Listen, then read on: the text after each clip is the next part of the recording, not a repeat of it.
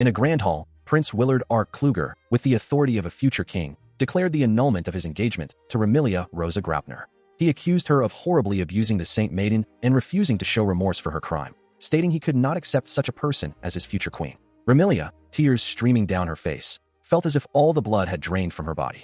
Even David, Stefan, and Prince Claude seemed to turn away, while the Saint Maiden watched with a subtle, satisfied smirk. It was at that moment, after trying her best, that she lost consciousness. As consciousness faded, a fierce determination ignited within her eyes, a spark of defiance against the injustice. The prince, still addressing her, asked if she had anything to say for herself. Yet, she remained silent, her mind racing. It had already been more than 10 years since she had last truly moved her fingertips, since she had been able to act freely. She knew she could not afford to look unsightly, even now. With newfound resolve, she swore upon her own name that she would not utter a falsehood by confessing to a crime she did not commit. Remilia Rosa Graupner, the daughter who had built such a wonderful reputation for her house, would never allow it to be disgraced. A chilling resolve settled within her.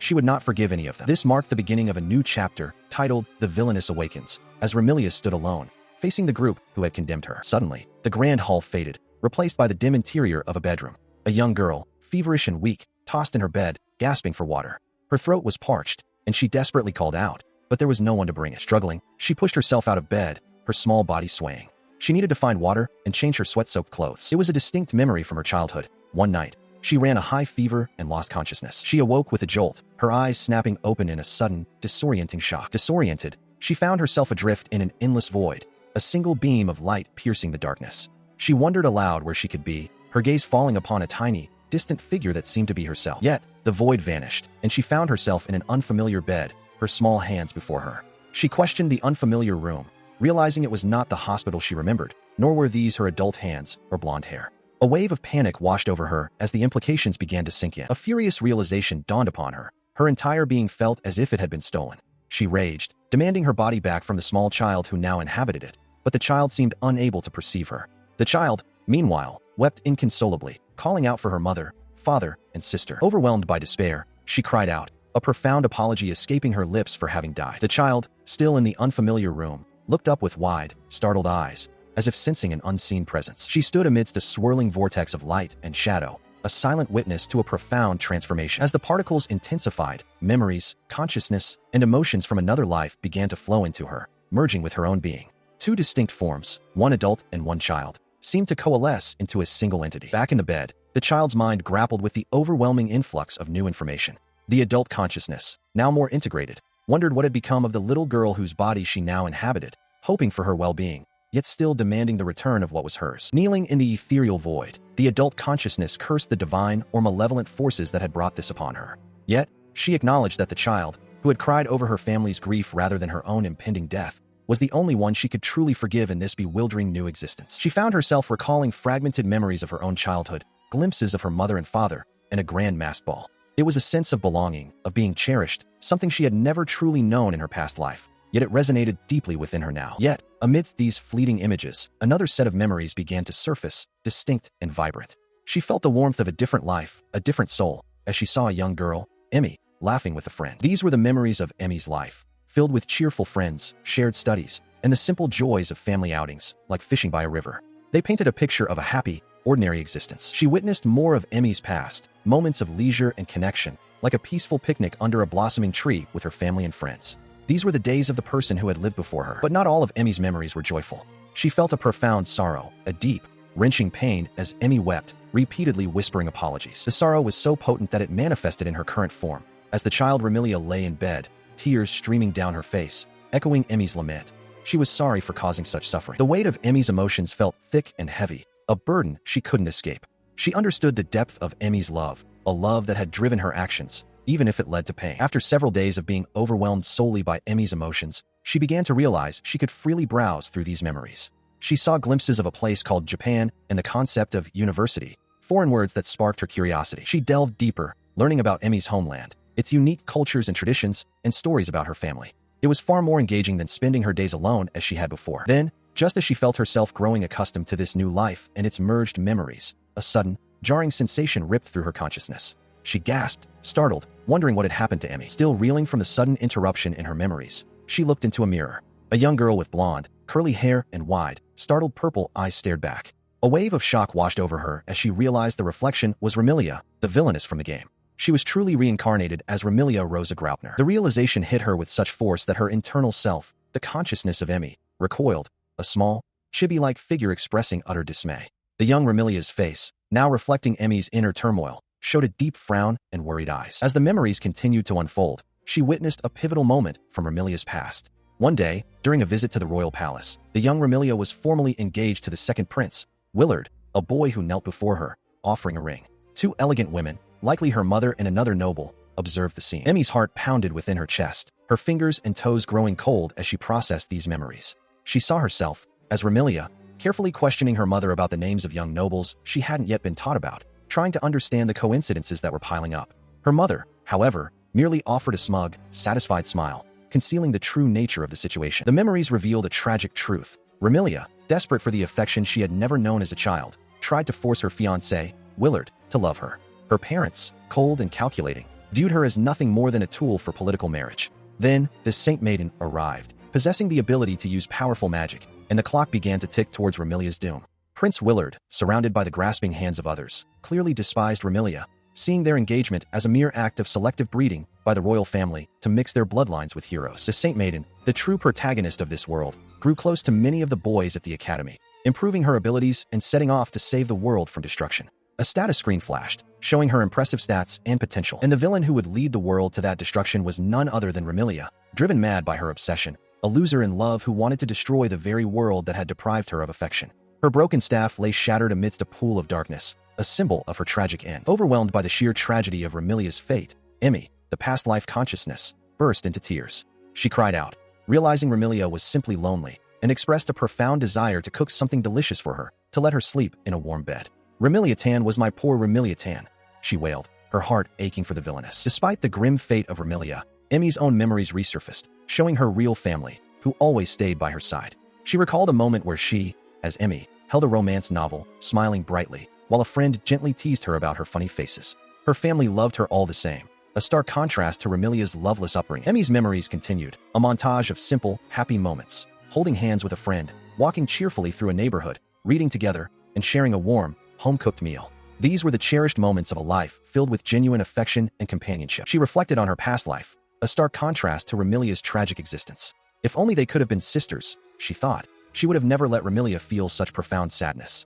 Her memories flashed, showing her own happy childhood, surrounded by friends and family, sharing baths and reading together. The thought of the pitiful, lonely girl, Remilia Rosa Graupner, the woman destined to curse the world because it refused to love her, filled her with a fierce resolve. She swore that such a fate would never come to pass. She would ensure Remilia became the happiest girl in the world. As the new consciousness settled, Remilia awoke in her own bed, surrounded by books and scattered papers, the morning light streaming through her window. She lay there, a young girl with a determined glint in her eyes, amidst the floating pages, contemplating her new reality and the path ahead. Remilia, now imbued with Emmy's resolve, declared her intention to avoid causing any destruction herself. She reasoned that if the demon lord was doomed anyway, she had to get strong to protect this world. However, a sudden realization struck her. She couldn't simply mash buttons as in a game. She wondered if real-life training could truly mirror the mechanics of the game world she remembered. Determined, she began to gather various materials, shimmering crystals, exotic plants, and strange, potent ingredients, all possessing an inherent magical aura. She then set about experimenting,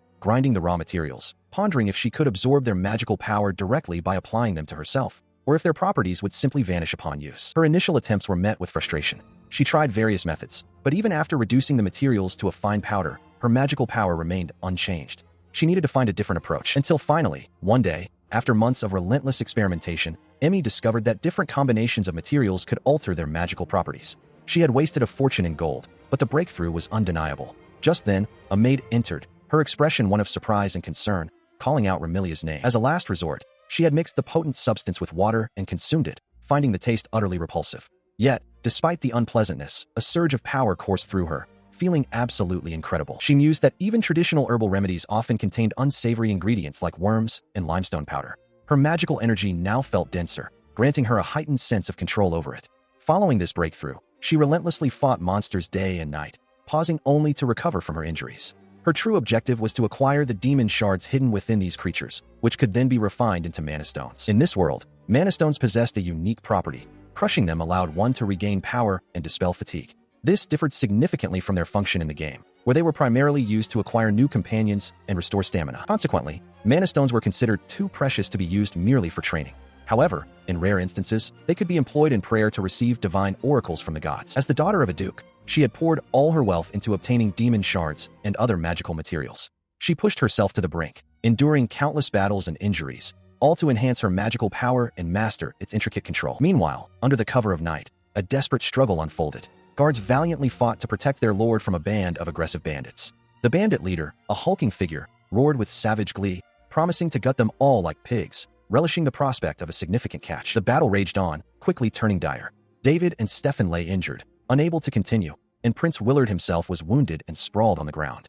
The bandit leader loomed over him, preparing to deliver a fatal blow. Willard, in his fading consciousness, wished that at least Claude was safe at home. Suddenly, a powerful impact erupted, deflecting the bandit leader's axe just as it was about to strike David, sending a shockwave through the air. David, still reeling from the blow, looked up in disbelief as the bandit leader recoiled, his attack inexplicably thwarted. Standing amidst the defeated bandits, surrounded by a shimmering magical aura, was Remilia. She had arrived, her power having blossomed, preventing the death of Claude's father, just as in the original plot. Standing amidst the defeated bandits, her magical talent truly blossomed. Remilia looked directly at Prince Willard, calling out to him, "Uncle." He stared back, utterly stunned by her sudden appearance and overwhelming power. She lay in her bed, a faint smile gracing her lips as she reflected on the recent events. It had unfolded just as it did in the game, yet she had managed to intervene, a fact that still left her trembling with a mix of fear and exhilaration. However, despite her success in one area, Emmy's efforts to completely derail the original plot proved futile in another. Not long after, Claude's father succumbed to a major epidemic that swept through the country, mirroring the game's tragic progression. This tragic event left Remilia fearful of the plot's relentless power. And so, just as in the game, Claude was adopted into her main family as her stepbrother. A sealed letter, however, hinted at a deeper truth. Consequently, Claude became a gloomy, cheerless boy. He had always believed his father despised him for causing his mother's death in childbirth, and that this was why his father acted so coldly towards him. Yet, the future had changed, if only a little bit. The truth, however, was far more complex. His father was not consumed by grudge. He was simply a man constantly distracted by piles of work, dealing with a devastating flood and marauding bandits for years on end. His distance was born of duty, not disdain. In the original game, it was the Saint Maiden who discovered this truth in the deceased Viscount's old office, finding and sharing the letters with Claude. Within those letters, his father apologized for never being able to be there for his son because of his overwhelming duties. In this world, the rift between Claude and his father had healed before the latter passed away, a subtle but significant alteration to the timeline. After the funeral, Claude was overcome with grief, but he eventually recovered after being showered in love by Emmy. He became the cheerful young boy who loved his stepsister and took care of him. In this world, the Viscount wasn't killed by a bandit raid, and he ended up giving that letter to Claude in person, allowing them to become close as father and son. As they grew older, Remilia and Claude often read together, with her affectionately calling him her precious little brother. And although he never let it show, he eventually came to have feelings for Emmy, who already had a fiancée. Meanwhile, David, a boy from a branch family who felt hopelessly inferior due to his lack of magical ability, was encouraged by Emmy. She advised him to learn from his magical ability, even if it was a shame, and suggested he train with a sword, a path only the Saint Maiden had pulled off in the game. In this way, Emmy helped to clear the path for him, a path that only the Saint Maiden had taken in the game. David took her words to heart, acquiring a scion sword and running to a place where monsters were known to gather, beginning his intense training. He, despite his rigorous training, found himself overwhelmed by multiple opponents, a situation he was unaccustomed to. He struggled, barely deflecting blows, his breath coming in ragged gasps as the fight intensified around him. The relentless assault continued, and he cried out as a sharp blow connected, sending blood splattering. His eyes widened in pain and shock, the fight quickly turning against him as he reeled from the impact. Just as he teetered on the brink of death, Remilia appeared, her staff glowing as she intervened, driving back his attackers. He lay wounded, questioning why she had come to his aid, wondering if she merely wished to mock his weakness. She knelt beside him, her hand gently touching his shoulder, a soft light emanating from her as she began to heal his wounds, her expression one of deep concern. As Remilia tended to him, the full weight of his near-death experience crashed upon her, causing her to cry out in distress, lamenting his recklessness. He, in turn, was stunned by her genuine concern, realizing she truly cared for his well-being. Later, as they walked through the forest, she gently chided him, asking why he would do something so foolish. He confessed his deep-seated desire not to lose to his older brother, admitting his hatred for losing. Remilia then reflected on her own role as the villainess, understanding that to fulfill her dream, she needed to stay by Prince Willard's side. She turned to David, asking him why he truly wished to be strong. He looked at her, his expression hardening with resolve. Meanwhile, Remilia had also extended her influence to Stefan, the son of the prince's mage. He had once dreamed of becoming a musician, but fear of failing his father's expectations had caused him to abandon that dream. She encouraged him, telling him it was wonderful to find courage and pursue what made him happy. Stefan, inspired by her words and the unique melodies she hummed from her past life, attempted to transcribe the music. However, after multiple failures, he grew frustrated, overwhelmed by her talent, nearly giving up. But Remilia would not let him quit. She passionately declared that his violin pieces possessed immense heart and soul, capable of making her dance or cry simultaneously. She urged him to continue making music, assuring him that his unique talent would surely make him famous, with many eager to hear his work. He stammered, admitting that the song he had just heard felt like something from a dream, a masterpiece he could never hope to create. The misunderstanding about Remilia's song had been resolved, but the sheer beauty of it left him in awe. While a chibi version of Remilia observed his reaction, and the real Remilia looked on with a hint of concern. He continued to ponder the song's ethereal quality, concluding that perhaps Lady Remilia's soul was so beautiful that she could hear the voices of angels themselves, a thought that further deepened his admiration. Meanwhile, a memory unfolded, depicting a young Remilia, radiant and surrounded by flowers, alongside the Saint Maiden, Mi, who was portrayed as a naturally good person, unable to resist helping others, and willing to go to any lengths to do so. However, Remilia's selfless actions, which truly embodied her inherent talent and good nature, inadvertently created a new problem that had never existed in the original game. Prince Willard's burgeoning jealousy as he watched the Saint Maiden surrounded by others. Willard confessed his jealousy to Remilia, admitting his frustration with her talent and her effortless ability to resolve every situation. Remilia listened, her expression filled with sadness. Remilia, tears welling in her eyes, explained that she had been trying so hard to become a lady he would never be embarrassed by.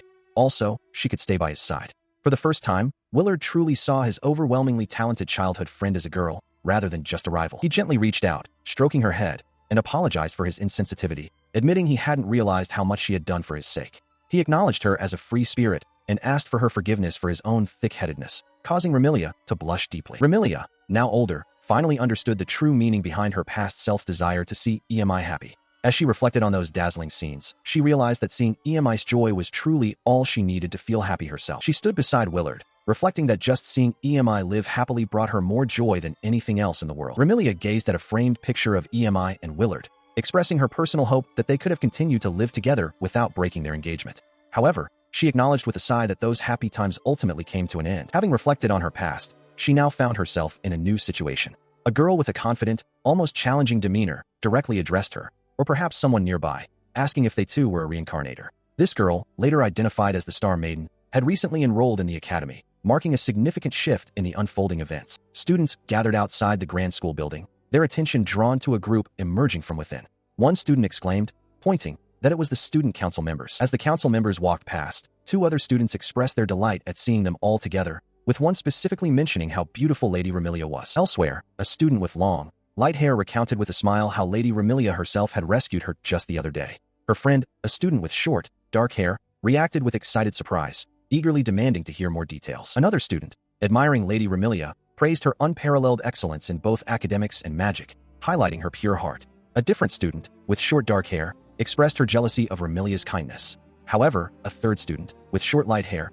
interjected with a contrasting perspective, revealing that she was admitted due to her family status, not her results. This student further elaborated that a commoner like herself was forced to do chores, but Lady Remilia had noticed her plight and directed her to a teacher. The conversation continued, with one student detailing Remilia's innovative creations, such as a new magical communication device and a fireless stove. Another student added that Remilia had developed a cure for an epidemic and distributed hygiene products to prevent the spread of diseases. The students continued to laud Lady Remilia, with one exclaiming her true nature. Another student, pointing emphatically, explained that Remilia was the one who initiated the program in the Graupner family's territory that later spread across the kingdom, allowing poor children to attend school. Lady Remilia herself appeared, a serene smile gracing her lips, embodying the very definition of the perfect lady. Her serene expression shifted to one of surprise as two other students approached, discussing a rare event. One student, with her back turned, mentioned the one from the fairy tales, while another asked Remilia if she had heard the news. A student with short, dark hair, wearing a confident smirk, then revealed the news: the Star Maiden is transferring in. Behind her, a teacher with glasses stood by, observing the announcement. The Star Maiden, Pina Blanche, stood before the assembled students, introducing herself with a cheerful smile. She declared herself the Maiden of Salvation, who appears when the world faces crisis, and revealed that her abilities had recently blossomed, leading to her special admission to the academy by the court. Students whispered amongst themselves, some marveling at her existence and beauty, others wondering if her prayers truly increased magical power or if getting close to her could grant connections to the court. Pina, a commoner, expressed her desire to get along with everyone. He, Prince Will, observed the scene with a knowing smirk, remarking that he never expected the star maiden to truly exist. Meanwhile, another male student council member, with spiky hair, commented on the current peaceful state of the world, questioning if it truly felt like a crisis. A female student council member with short hair responded, acknowledging that Pina, as a commoner, would need time to adjust to the academy, and suggested the student council should offer her full support. The student critic, with long, light hair, watched the proceedings with a thoughtful expression, realizing the star maiden had indeed arrived. She mused that this meant the real plot was about to begin.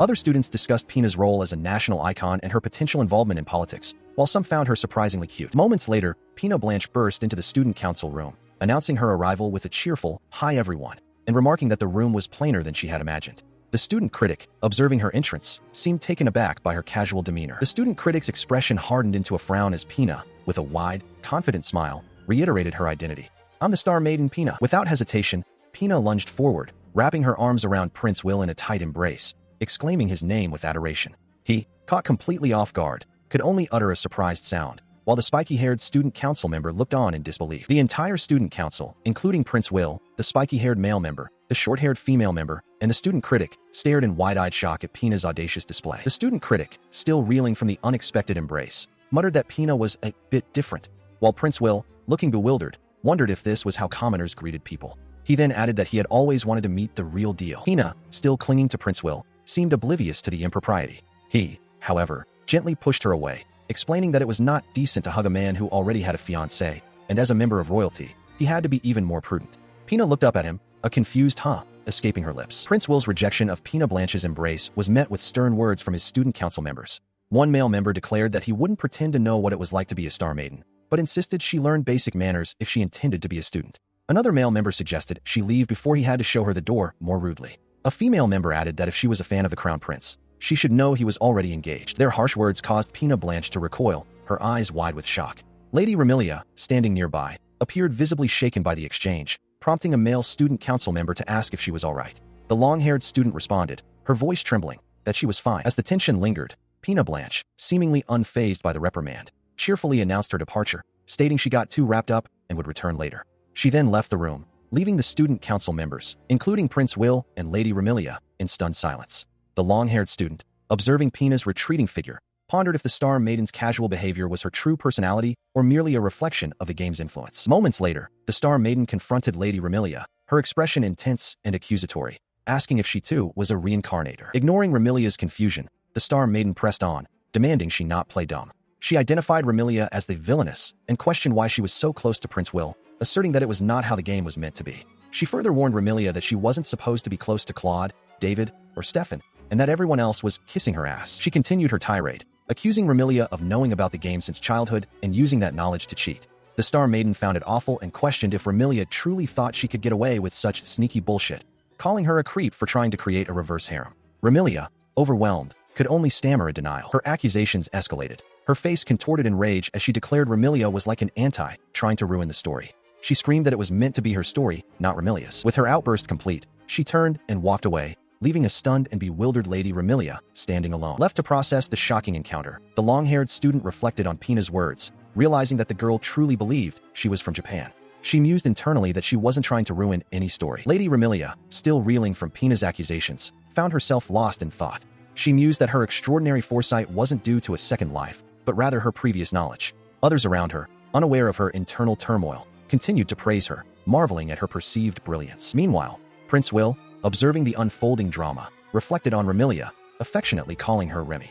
He considered her a free spirit and hoped she would forgive him for being somewhat dense. He clenched his fist, a silent acknowledgement that the future Pina spoke of, the one from the game, might indeed be the correct path, despite his own feelings. Lady Remilia's eyes widened in shock as Pina Blanche, holding Prince Will's arm, declared him a capture target for the heroine, asserting her claim over him. Pina, in her own mind, justified her actions. If her choices could prevent people from dying or getting hurt, then she believed she was making the right decision, even if it meant disrupting the established order.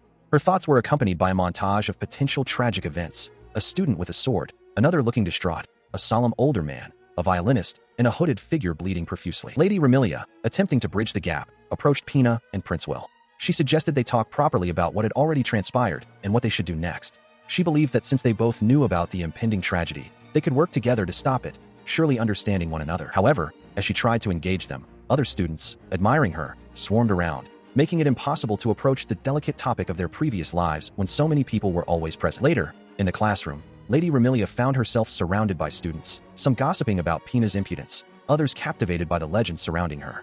She sighed internally, realizing she still couldn't find the right moment to speak her mind. Suddenly, Pina confronted Remilia directly, her face contorted in anger. She declared she would not allow Remilia to get her disgusting claws into Will, Claude, David, or especially Angel. Pina then walked away with Prince Will, leaving Remilia to be accosted by other students who hurled insults, calling her a filthy reverse harem-aiming slut. Lady Remilia's expression hardened, her eyes narrowing with a dangerous glint. She acknowledged Pina's defiant words, but internally questioned who was truly the one trying to dig their claws in now. From that point on, Pina Blanche began to actively reproduce scenes she remembered from the game. She expressed her profound love for the sound of violins, declaring that hearing such beautiful music made her heart flutter, as if angels themselves had descended to play. Her enthusiastic praise interrupted Stefan, who was playing his violin. She told him his music conveyed a kind and happy soul in every note. Stefan, however, felt a pang of annoyance, realizing that the strange girl had made him feel awful about his new composition, which was originally meant to be tragic. Pina then sought out Claude in the library, holding a book titled History of the Kingdom of Gi.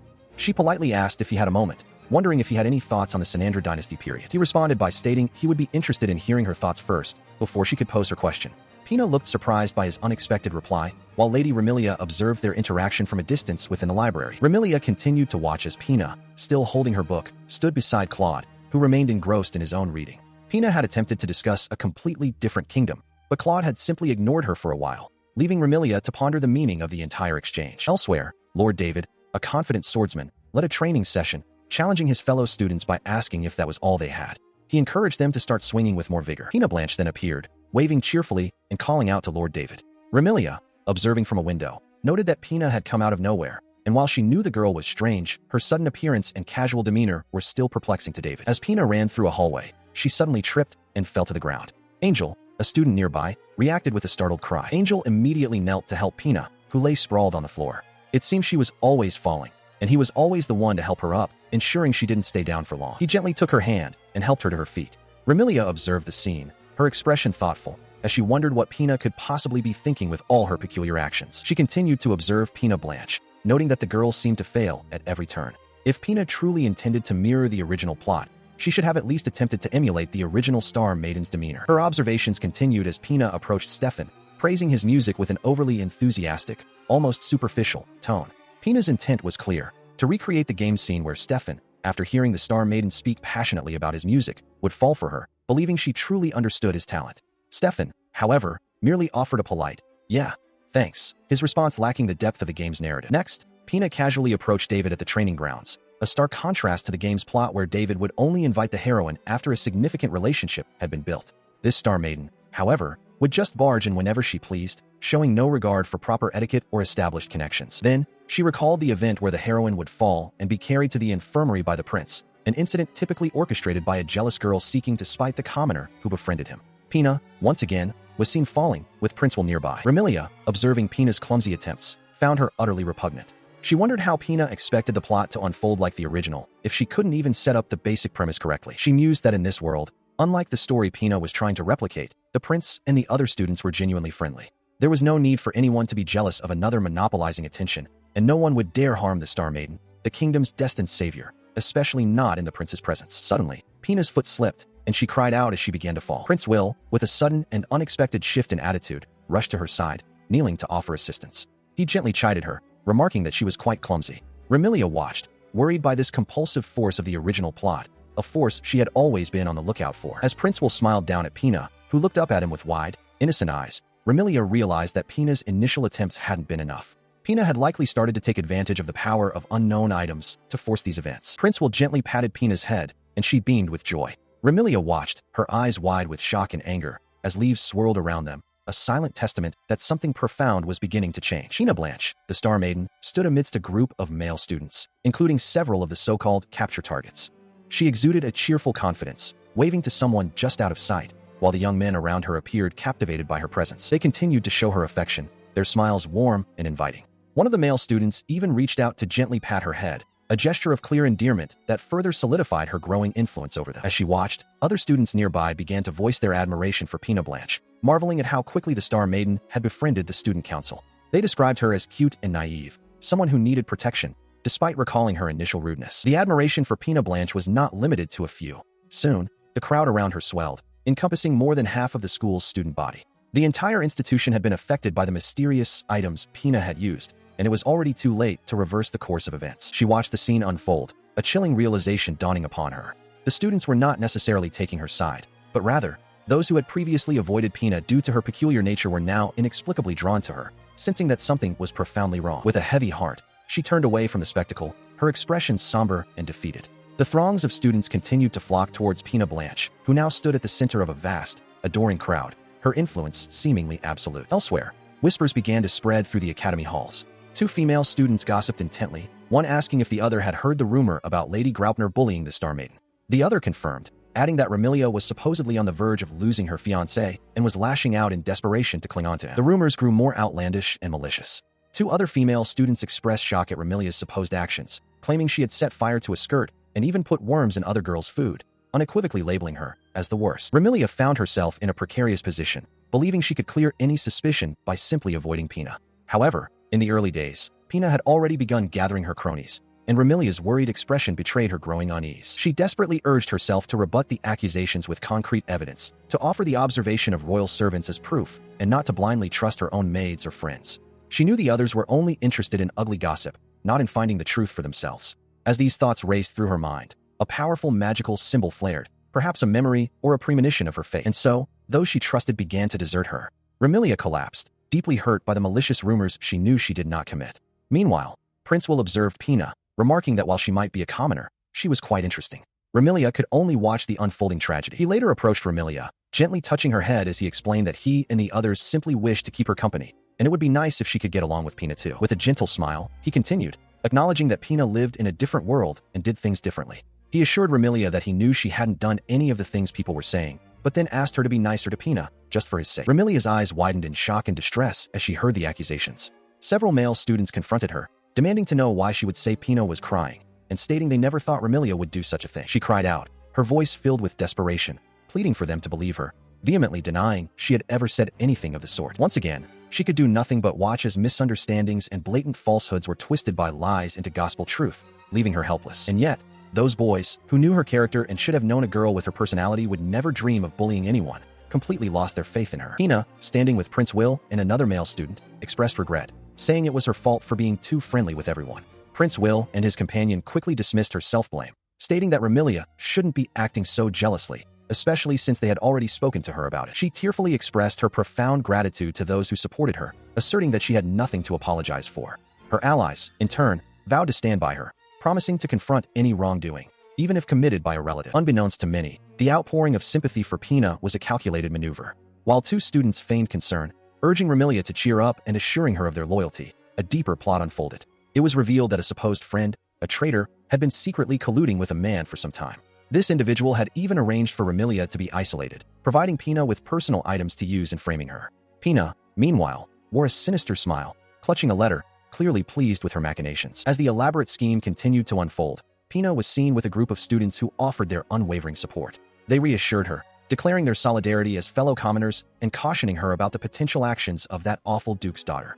Pina, feigning concern, expressed her need to be cautious about her movements, claiming she wished to avoid spoiling Lady Graupner's mood with her presence. The whispers of the students grew louder, further eroding Remilia's standing.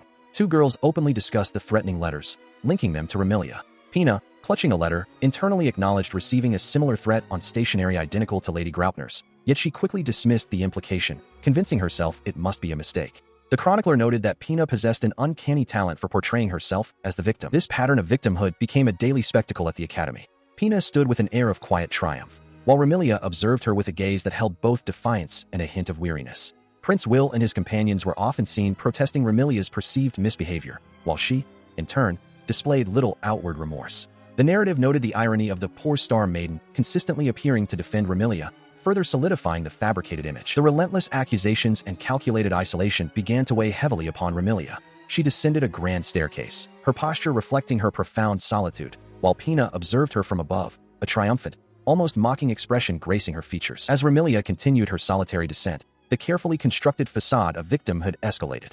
Pina, accompanied by two other students, suddenly appeared to stumble on the stairs, reaching out towards Remilia with a cry of alarm. Remilia, caught off guard, turned with a look of surprise. The feigned stumble quickly transformed into a dramatic, theatrical fall. Pina tumbled down the stairs, her face contorted in a loud, exaggerated scream, while Remilia watched in stunned disbelief, her hand still outstretched in a futile gesture.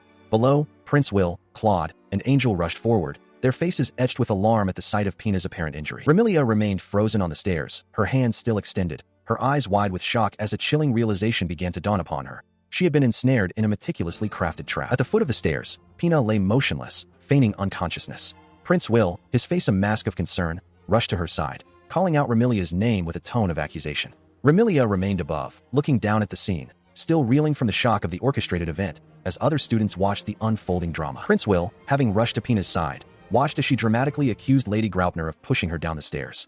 Pina cried out that it hurt, claiming the act was attempted murder and that the rumors about Lady Graupner's hatred were true. The surrounding students gasped, wondering what was happening and if the Star Maiden was going too far. He then cradled Pina in his arms, his expression stern as he declared his disappointment in Remilia. She, in turn, tried to explain that she was only trying to help, but her words were lost amidst the growing chorus of students who condemned her as awful and a monster. And so, a few days later, just as it had been foretold in the story, Remilia found herself accused of attempted murder at a royal ball, and her engagement was declared broken off. She internally scoffed at the absurdity of it all, finding it ridiculous that a mere scratched wrist and a sprained ankle could be treated as attempted murder. Remilia's desperate attempts to plead her innocence were dismissed as remorseless, and her engagement was all but dissolved. Prince Willard, now fully convinced, publicly accused her of being a foolish woman who dared to harm the Star Maiden, his words echoing unheard by the masses who had already judged her. Overwhelmed by the weight of the accusations and the loss of her future, Remilia fell into a deep pit of despair, her eyes wide and vacant. But then, a spark ignited within her vacant gaze, a sudden, fierce resolve replacing the despair. As Prince Will once again demanded if she had anything to say for herself, Remilia reflected on the fact that it had been over 10 years since she last moved her fingertips with true intent. With newfound determination, she looked up, her eyes sharp and unwavering, and swore on her own name that she would not utter a falsehood by confessing to a crime she did not commit. Even as she stood defiant, a memory of Prince Willard's shocked expression and Pina's terrified face resurfaced in her mind. This memory was intertwined with the lingering presence of Pina's spirit within her, a spirit that now lay dormant, as if in a profound slumber. She knew, with absolute certainty, that Pina, or Emmy as she thought of her, was innocent, undeserving of the fate that had befallen her. A silent promise formed in her heart, a vow to protect Emmy, to ensure everything would be all right. With renewed resolve, she declared her intention to reclaim the happiness that Prince Willard had once cherished for Remilia, a happiness she now sought for Emmy. Her declaration was met with Prince Willard's assertion that he would not make such a significant decision without the knowledge of His Majesty and his father. She, in turn, questioned if they were indeed aware of his decision. He then accused her of turning a blind eye to the overwhelming evidence he had presented. She countered, demanding to know why she had not been allowed to speak or defend herself until this very moment. His voice rising, he enumerated the accusations: her attempted murder, witnessed by many, sworn testimony from her own maids and guards, the coercion of lower nobility's children into criminal acts, and threatening letters bearing her family's coat of arms. He challenged her to deny it all. Distraught, he covered his eyes, lamenting her stubbornness and expressing his disappointment, believing she was smarter than to persist in denial. She, however, remained composed, asserting that every piece of evidence was maliciously fabricated and that there was nothing more to say. He offered her a chance at forgiveness, urging her to show remorse and mend her ways. But her response was immediate and unwavering, a firm refusal. She declared that all the accusations were a malicious fabrication, leaving the prince stunned by her defiance. His eyes widened in disbelief, a bead of sweat forming on his brow as he processed her defiant words. She, however, remained composed, her eyes closed in thought. She mused internally that there was no point in wasting her breath on him, as he still blindly believed in the Star Maiden, and she resolved to keep her meek facade for now. Moments later, a furious Prince Willard, clenching his fist, commanded his guards to escort her out. 2 student council members then led her away from the assembly. She sat alone on a plush sofa in a grand hallway, awaiting her fate, when a soft knock echoed from the door beside her. The door opened, and her father, the older male, entered with Prince Willard, who addressed him as Your Majesty. The older male then politely excused their intrusion. The older male expressed his regret that things had turned out this way, as he had truly looked forward to her becoming his daughter-in-law. He explained that the evening was intended to be both the Star Maiden's social debut and an ultimatum for Remilia, adding that if she had expressed remorse and apologized to the Star Maiden, he would have intended not to cancel her engagement. He then turned to her, asking if she had anything further to say in her defense. She responded, expressing deep regret for not having accepted an offer to have someone assigned to watch over her from the shadows, when she swore an oath to be engaged to a member of the royal family, especially after the Star Maiden began to approach Prince Willard. The older male considered her words, stating he would think about it. She then pleaded with him to send someone to watch over her from the shadows. She acknowledged that she had been informed her punishment would involve the confiscation of her properties, which would be conveyed to the Duke Graupner, but her title would remain intact. Despite this, She declared herself deeply obliged and fully accepted the punishment. She reflected on the prince's initial plan, which had been to stage a public accusation, expecting her apology to then sweep the matter under the rug. She mused that he still harbored feelings for her. Meanwhile, her father, the Duke, seethed, calling her an utter imbecile and lamenting her lost usefulness as a pawn in his schemes. The accusations against Remilia had gained significant momentum, fueled by powerful voices behind them. The clamor from the nobles and the crowd of students had grown so loud that even royal authority could no longer simply dismiss it. As the public outcry intensified, she walked away from the scene, her back to Prince Willard, who watched her departure. He could not have anticipated that not only would she refuse to confess or apologize, but that she would also readily accept the breaking of their engagement. Currently, she found herself playing with an empty deck, but her resolve hardened. She vowed revenge on all who had wronged her dear Emmy, especially that girl, Pina Blanche, who stood above all the rest. For now, the only move she could make was to withdraw. Her eyes narrowed with a chilling intensity. For causing her dear Emmy to fall into such despair, she believed not even death would absolve them of their sin. She swore to weave a hell on earth for them, ensuring Emmy alone would live. Back in her chambers, she sat, her expression thoughtful. For the sake of that goal, she knew she must first. Moments later, she confronted her father, who greeted her with a dismissive, "Welcome home, father." He immediately declared that she would be moved to their countryside estate, a place where he would no longer have to see her face. He angrily stated he no longer had a daughter, calling her actions a ridiculous mess. She calmly acknowledged his decision, stating she was well aware. But then, she made a request. She asked for full authority over the running of the countryside estate. Her father, surprised, urged her to spit it out. He questioned her reasoning, pointing out that the countryside estate was a barren, rural area with nothing of value. She explained that it was precisely because she was being locked away in such an inconvenient place that she wanted to create a comfortable space to live, at the very least. She continued, explaining that she was not asking for charity. Furthermore, she argued, it would waste Duke Graupner's valuable time if she had to consult him on every minor maintenance or personnel matter. Her smile was subtle, but her intent was clear. She stood before her father, Duke Graupner, who regarded her with a stern, unyielding expression. Remilia, however, remained composed, preparing to present her audacious proposal. He reacted with surprise and a hint of anger to her initial words, demanding to know what she had said. Unfazed, Remilia countered by offering him the full and exclusive rights to all the products she had developed so far, displaying an array of cosmetics and household items. She continued her negotiation, asserting that she would not allow the royalties earned from the products Emmy had created using her past knowledge to go to waste. Remilia then swore she would leave the house the very next day and never return, provided her father covered the initial moving costs. Duke Graupner considered her proposal, his thoughts revealing that the taxes he would lose from the few villagers in that remote area were negligible compared to the monopoly he could gain from her products. He also acknowledged that, with the engagement broken, she was of no further use to him. He agreed to her terms, instructing her to have the rights prepared for him first thing tomorrow morning. Remilia offered a polite thank you, a subtle, knowing smile playing on her lips. She thought to herself that this was a good start, enough to at least lay the foundation of her revenge. Her thoughts intensified, declaring her unwavering resolve to exact revenge on every single traitor, to claim her own happiness, and to restore the honor of herself, Remilia, the villainess. She knew she had to become happy. As these thoughts solidified, a swarm of dark spiders began to manifest around her. She extended her hand, and the spiders multiplied, crawling over the balcony railing. She mused that while the version of herself in the game used crows, spiders seemed much more practical and fitting for her current purpose. With a confident, almost sinister smile, she commanded her new spider minions to become her hands, feet, eyes, and ears, and to go forth and reveal the world to her. High above a serene landscape, a hand delicately held a dark, faceted gem. With a sudden, sharp crack, the gem shattered into countless fragments, its power dispersing into the air. She held a similar gem between her fingers, her sharp gaze fixed upon it, a calculating expression gracing her features.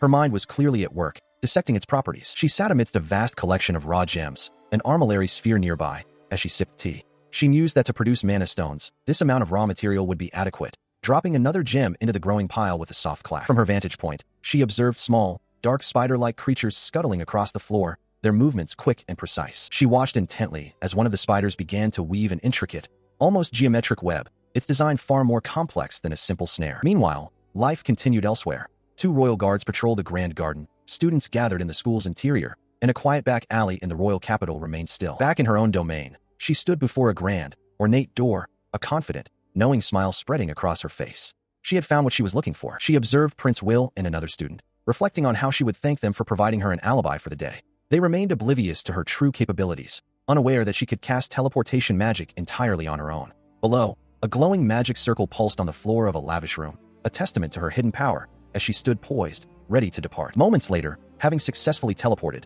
she walked down a narrow, stone-walled alleyway, her elegant cape flowing behind her as she moved with purpose. As she continued, the sound of her heels echoed sharply, and she mused that her ability to cast teleportation magic by herself was indeed abnormal. She acknowledged that her companions were not incompetent, but rather, she was the villainous Remilia, the official cheat, bestowed with various abilities and maxed out skills specifically to pose a threat to the main characters. With a determined glint in her eye, she slipped a ring onto her finger, affirming that now, having returned to her true body, she would bewitch them with the power of the true villainess.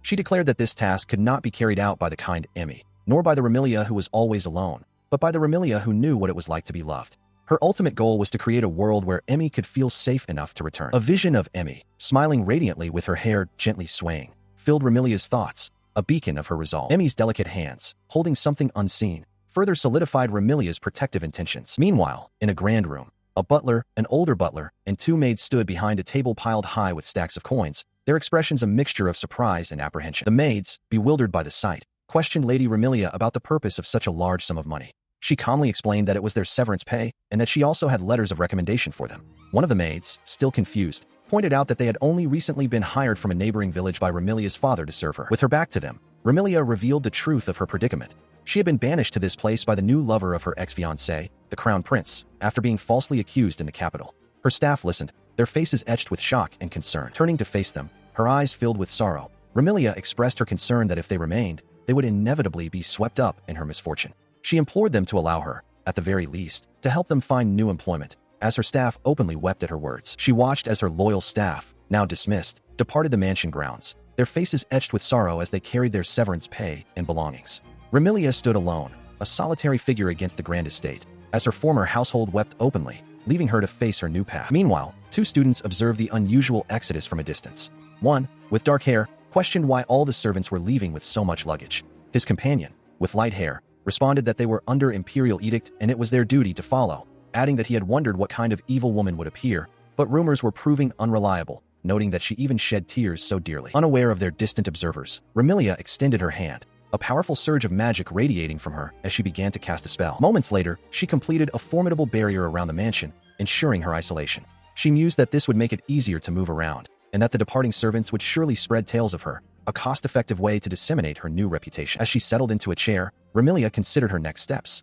She needed to take measures to spread the truth to more remote areas, places where Pina's influence had yet to reach. She could not trust humans, fearing they might become pawns in Pina's schemes. Her strategic thoughts were abruptly interrupted by a loud growl from her stomach, a stark reminder of her own physical needs. A realization dawned on her. She had to eat, or she would grow hungry. She had forgotten this simple necessity, as until now, whatever Emmy ate had also been her nourishment. She gazed at a framed picture of herself and Emmy, a wistful smile gracing her lips. With a sizzle and a crackle, an egg was expertly cracked into a hot pan, beginning the process of preparing a meal. She skillfully flipped pancakes and cooked bacon and eggs, a domestic scene unfolding in the grand mansion. She recognized the meal as the pancakes topped with bacon and eggs that she had found in Emmy's memories, a comforting connection to her beloved. A fork gently cut into the perfectly cooked egg, ready to savor the meal that brought a piece of Emmy's past into her solitary present. She savored the taste of the food she had prepared, a faint, contented smile gracing her lips. As she continued to eat, she reflected on her purpose, vowing to care for Emmy just as Emmy had once cared for her, and resolved to prepare many of Emmy's favorite dishes. Later, she found herself in a grand, yet eerily empty room, the silence amplifying the vastness of the space around her. The quietude of the mansion was profound, a stark contrast to the bustling life it once held.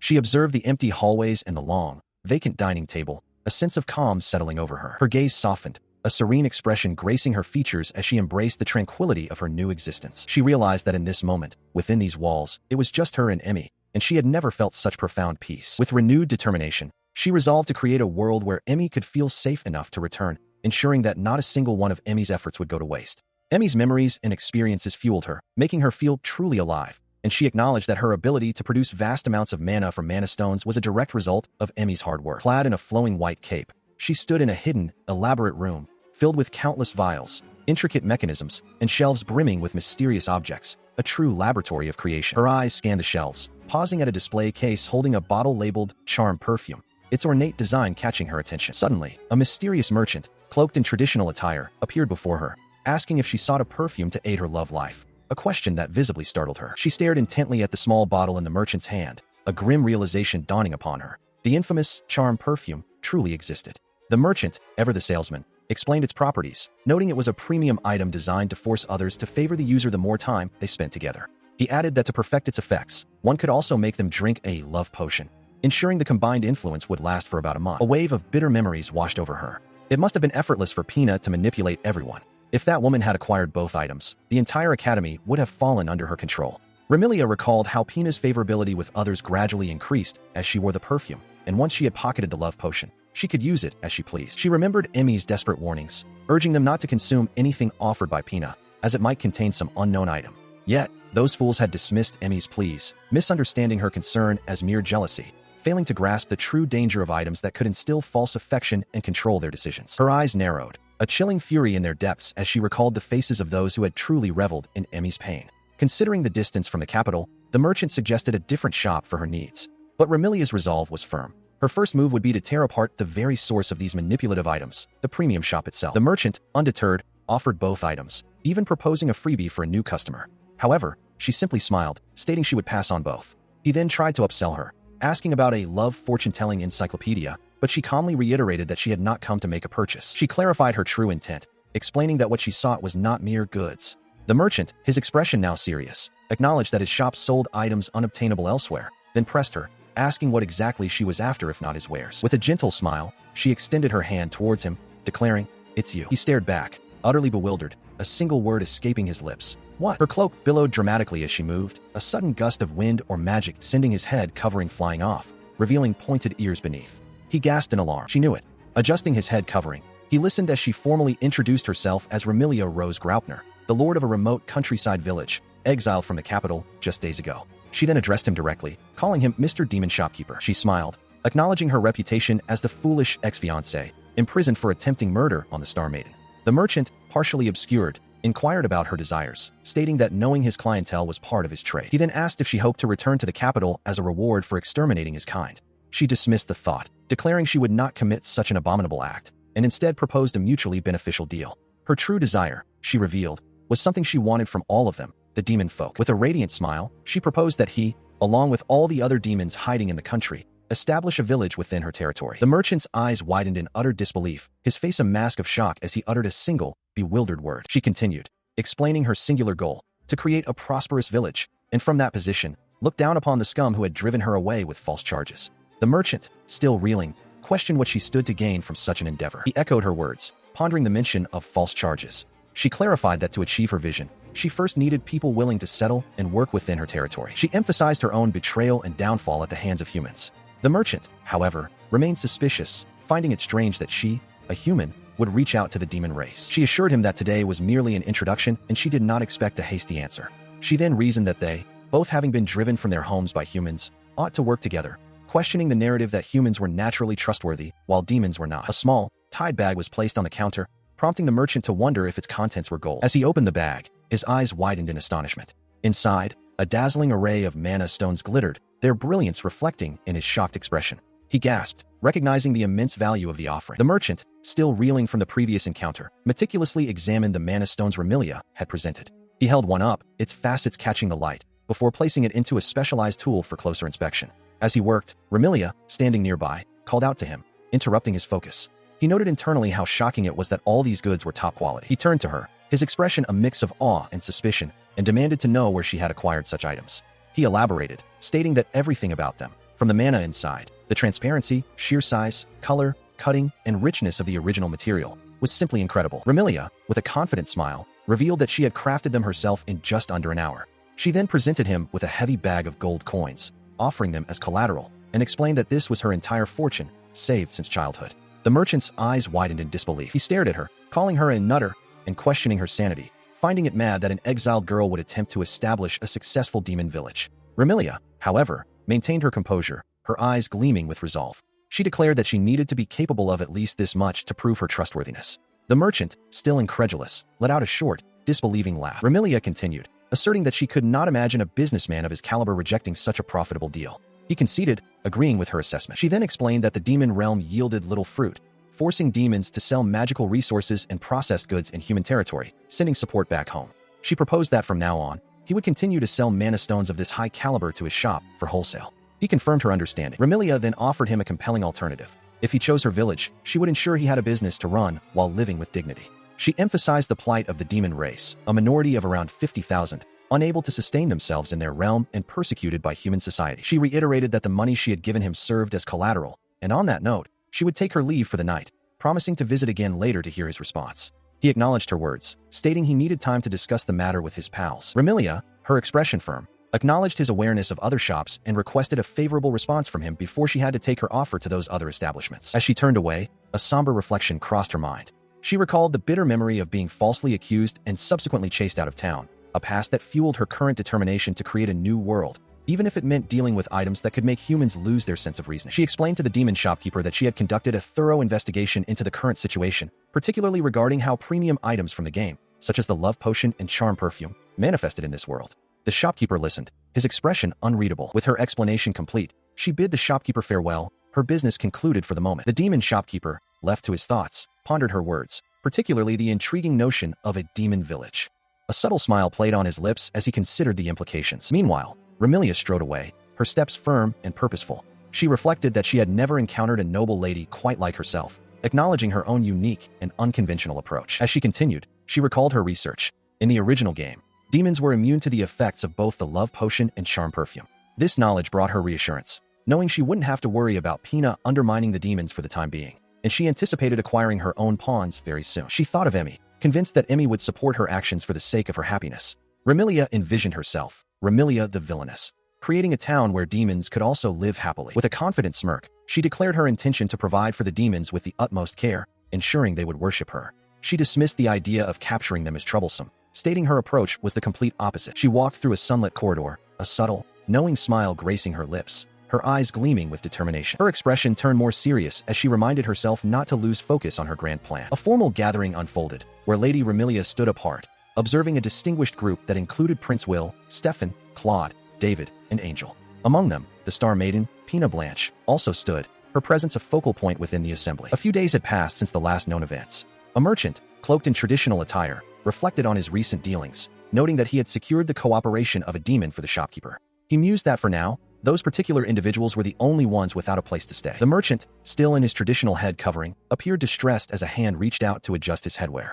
Meanwhile, Remilia, with a warm smile, expressed her pleasure at his news, promising him valuable information in return. Remilia continued, explaining that people were growing suspicious due to Pina's flashy use of certain items. She admitted to having pulled strings from the shadows to draw this attention. The merchant, visibly upset, lamented that he had been strongly advised to discontinue the sale of those very items, as they had begun to attract the notice of the nobles, and they were his best sellers. Remilia then proposed a solution, asking the merchant what he thought about moving to the town next to her village before an investigation could be launched. She offered him an investment, suggesting that if they had a ruler who could guarantee their identity, he could even set up a shop facing the main road, which she considered a good idea. She added that she was also concerned about the fate of the compatriots she had introduced to him. She leaned in conspiratorially, her finger pressed to her lips, and informed the merchant that she had one more matter to discuss, a favor she wished to ask of him. Meanwhile, two young men, one with dark hair and the other with light, observed a lone figure in the distance, a woman with short dark hair, walking across a vast, open field. Days later, the dark-haired agent, identified as Royal Family's Intelligence Agent A, continued his surveillance, noting that their target, the former fiancé, had ventured into an outside town for the first time. His light-haired companion, Royal Family's Intelligence Agent B, smirked, declaring his eagerness to expose the woman he called a wolf in sheep's clothing. Agent A, however, simply observed that she had even dismissed her helper, speculating she was out shopping. Agent B then urged his partner to move, but Agent A, maintaining his composure, reminded him that their duty was strictly to collect facts for their report, not to overstep. Both agents then reacted with visible shock, their eyes wide as they processed an unexpected development. The source of their surprise was Remilia, who had just completed her adventurer registration at a guild, receiving her guild tag from a receptionist. The agents watched, bewildered that she would register without leveraging her noble status, seemingly doing so to earn money for her living expenses. She then opened a small, ornate bag, revealing a shimmering, starry interior, and stated her intention to cash out some resources she possessed. Agent B, still dismissive, scoffed that she was too naive, convinced she would soon return home begging her family. However, his smug expression quickly turned to one of utter disbelief as Remilia began to toss out a pile of valuable monster parts, flight feathers of a cockatrice, venom glands of a crimson void rat, and the liver of a crimson bear. She presented the guild receptionist with an array of rare monster parts, including the poisonous stinger of a tarantula bee, the honey and queen cells of a tarantula bee, and the blood jewel of a Pravania toad. The sheer value of these items left the observing intelligence agents, student male A and student male B, utterly stunned. The guild receptionist confirmed that each and every one of the items was rare and would require some time to appraise. Meanwhile, student male A, still reeling from the revelation, wondered aloud if Remilia had brought these items from her home and what she intended to do with the large sum of money she would collect, finding the situation highly suspicious. Student male B remained silent, observing intently. As the agents continued their surveillance, a merchant, identifiable by his distinctive head covering, approached Remilia, greeting her warmly. Student male B, still observing from a distance, questioned who the merchant was, wondering if he was from the capital, while student male A simply replied that he did not know. The merchant, with a knowing smile, revealed that he had been waiting for her. He explained that he had anticipated her registration as an adventurer in the town where she was exiled, attributing his foresight to her talent as a mage. Remilia, slightly embarrassed that her intentions had been so easily discerned, asked if he had business with her. He responded that he did not, asserting that such foresight was merely part of a merchant's job. She acknowledged his words, expressing gratitude for his kind sentiments. The merchant then shifted the conversation, asking if their previous deal could continue even after he moved his shop to a new location.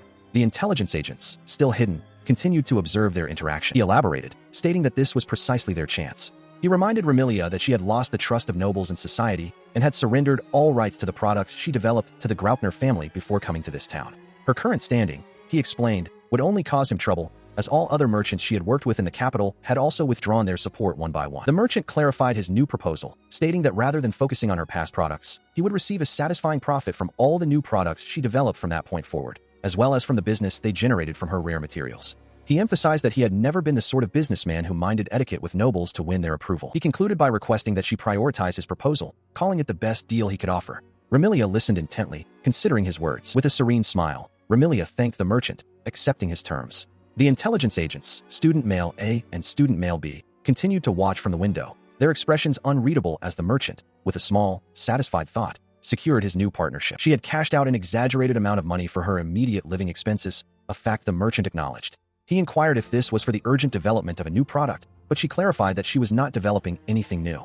Meanwhile, two royal intelligence agents observed from a distance, one wondering about the true purpose of her actions. With a bright smile, she declared her intention to run the village correctly as its new ruler, a statement that seemed to surprise her interlocutor. The intelligence agents, still observing, discussed her plan to build a village on barren, nearly uninhabited land. One of them, a male student, stated that instead of a priority business deal, he had a favor to ask. The merchant found her peculiar, but conceded that merchants were essential for building a village. She explained her desire to build a village for orphans and the venerable aged with no relatives, a place where youngsters could live at ease. He agreed to help, provided it could turn a profit. After securing the merchant's conditional support, she collected the gold she had amassed and took on her first request as an adventurer.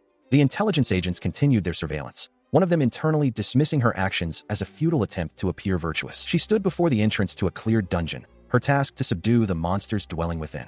The intelligence agents watched from a distance, one questioning if she could truly handle such a job by herself. One of the intelligence agents warned his partner about the dungeon entrance, emphasizing that there was only one way in and out. He cautioned that if they interfered, they would become decoys and be forced to beg him for rescue. The two intelligence agents remained hidden in the dense foliage, their eyes fixed on the dungeon entrance, maintaining their vigilant watch. Inside the dungeon, she reflected on the absurdity of how perfectly everything was unfolding according to her plan. She knew that with her current actions, no one would find it strange when settlers eventually began to appear. As she moved, small, dark, crystalline fragments fell from her hand, scattering across the dungeon floor, near a large spider. Deeper within, she recalled that in the game, this particular dungeon was known as the bonus stage. She understood that by ignoring the last door, proceeding to the left, and pouring magic into the mural of the goddess, a hidden path would appear, leading to what she now recognized as the deepest part of the dungeon. As she channeled her magic, the mural shimmered with a starry light, revealing the secret passage. She stood before a hidden door, her hands hovering over a glowing ring that promised to increase all of one's abilities. Around her, piles of glittering coins and treasures lay scattered, the spoils of her dungeon exploration. She wore a confident, almost sinister smile. Meanwhile, elsewhere, Emmy observed the situation, noting that the power contained within the ring was surprisingly easy to obtain. She realized that since she had acquired it before Pina, the Star Maiden, could, it proved Pina was making no progress with the original plot. Emmy further reflected that Pina, obsessed with chasing men, had abandoned her duty as the Star Maiden, a behavior entirely consistent with her character. Remilia, having secured the ring, continued her journey through the dungeon, her expression a mix of satisfaction and determination. She knew that even with Emmy's support, the men who had raised their abilities beyond their original statuses could not possibly reach the level required to defeat the Demon King and save the world. Her eyes widened with a chilling intensity as she declared that no crisis would befall this world. This was because the villainess, Remilia, who was destined to lead the world to destruction, was no more. Despite the absence of a global crisis, she understood that the royal nobility would never be able to leave their country, clear dungeons, collect equipment, or raise their levels as they would in a game. The image shows a group of adventurers, including Prince Will and his companions, fighting a large serpent-like monster, highlighting the challenges they faced. She recalled the original Remilia, who, driven to despair by the Star Maiden stealing Willard from her, had led the world to destruction. The original Remilia had researched the relics of an ancient civilization, successfully summoned the Demon King, and made a pact with him. As a consequence of that pact, the world had been flooded with miasma, turning the land barren and overrun by monsters. This devastation was the compensation Remilia had offered for Willard's soul, which she so desperately desired. The Star Maiden, however, was meant to save the world by purifying the miasma, clearing the dungeons of the gods with her companions, and ultimately defeating the Demon King. This was the original story that should have unfolded in this world. Now, Remilia, with a confident smirk, held what she called her guidebook for revenge, or rather, her guidebook for victory. She asserted that no matter what Pina, the Star Maiden, did next, it was already too late. She had ensured there was nothing left for Pina to accomplish. The villainess, Remilia, walked away from the dungeon entrance, leaving the past behind as she stepped into a new future. As she departed, the intelligence agents observed her swift exit from the dungeon.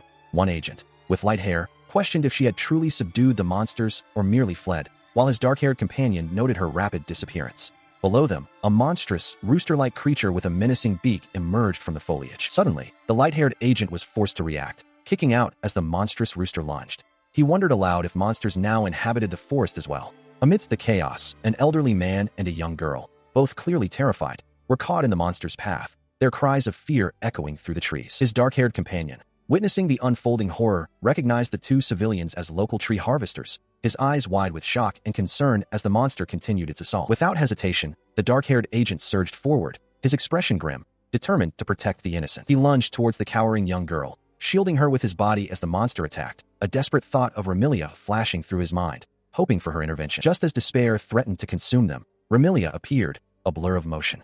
With a single, elegant strike of her sword, she cleaved the monstrous rooster, its body falling apart in pieces around her. The agents and the harvesters stared in stunned silence, their faces a mixture of shock and awe at Remilia's sudden and decisive intervention.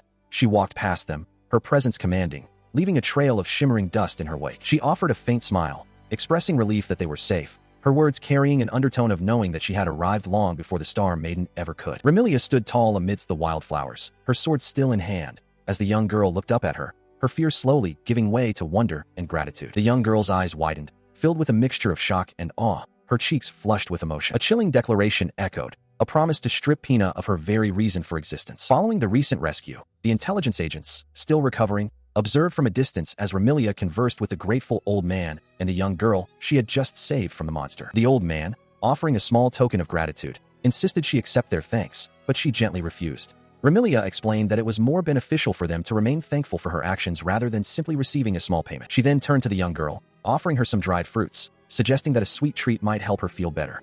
The old man, watching the interaction, mused that if it were Emmy, she would never take anything from them at a time like this.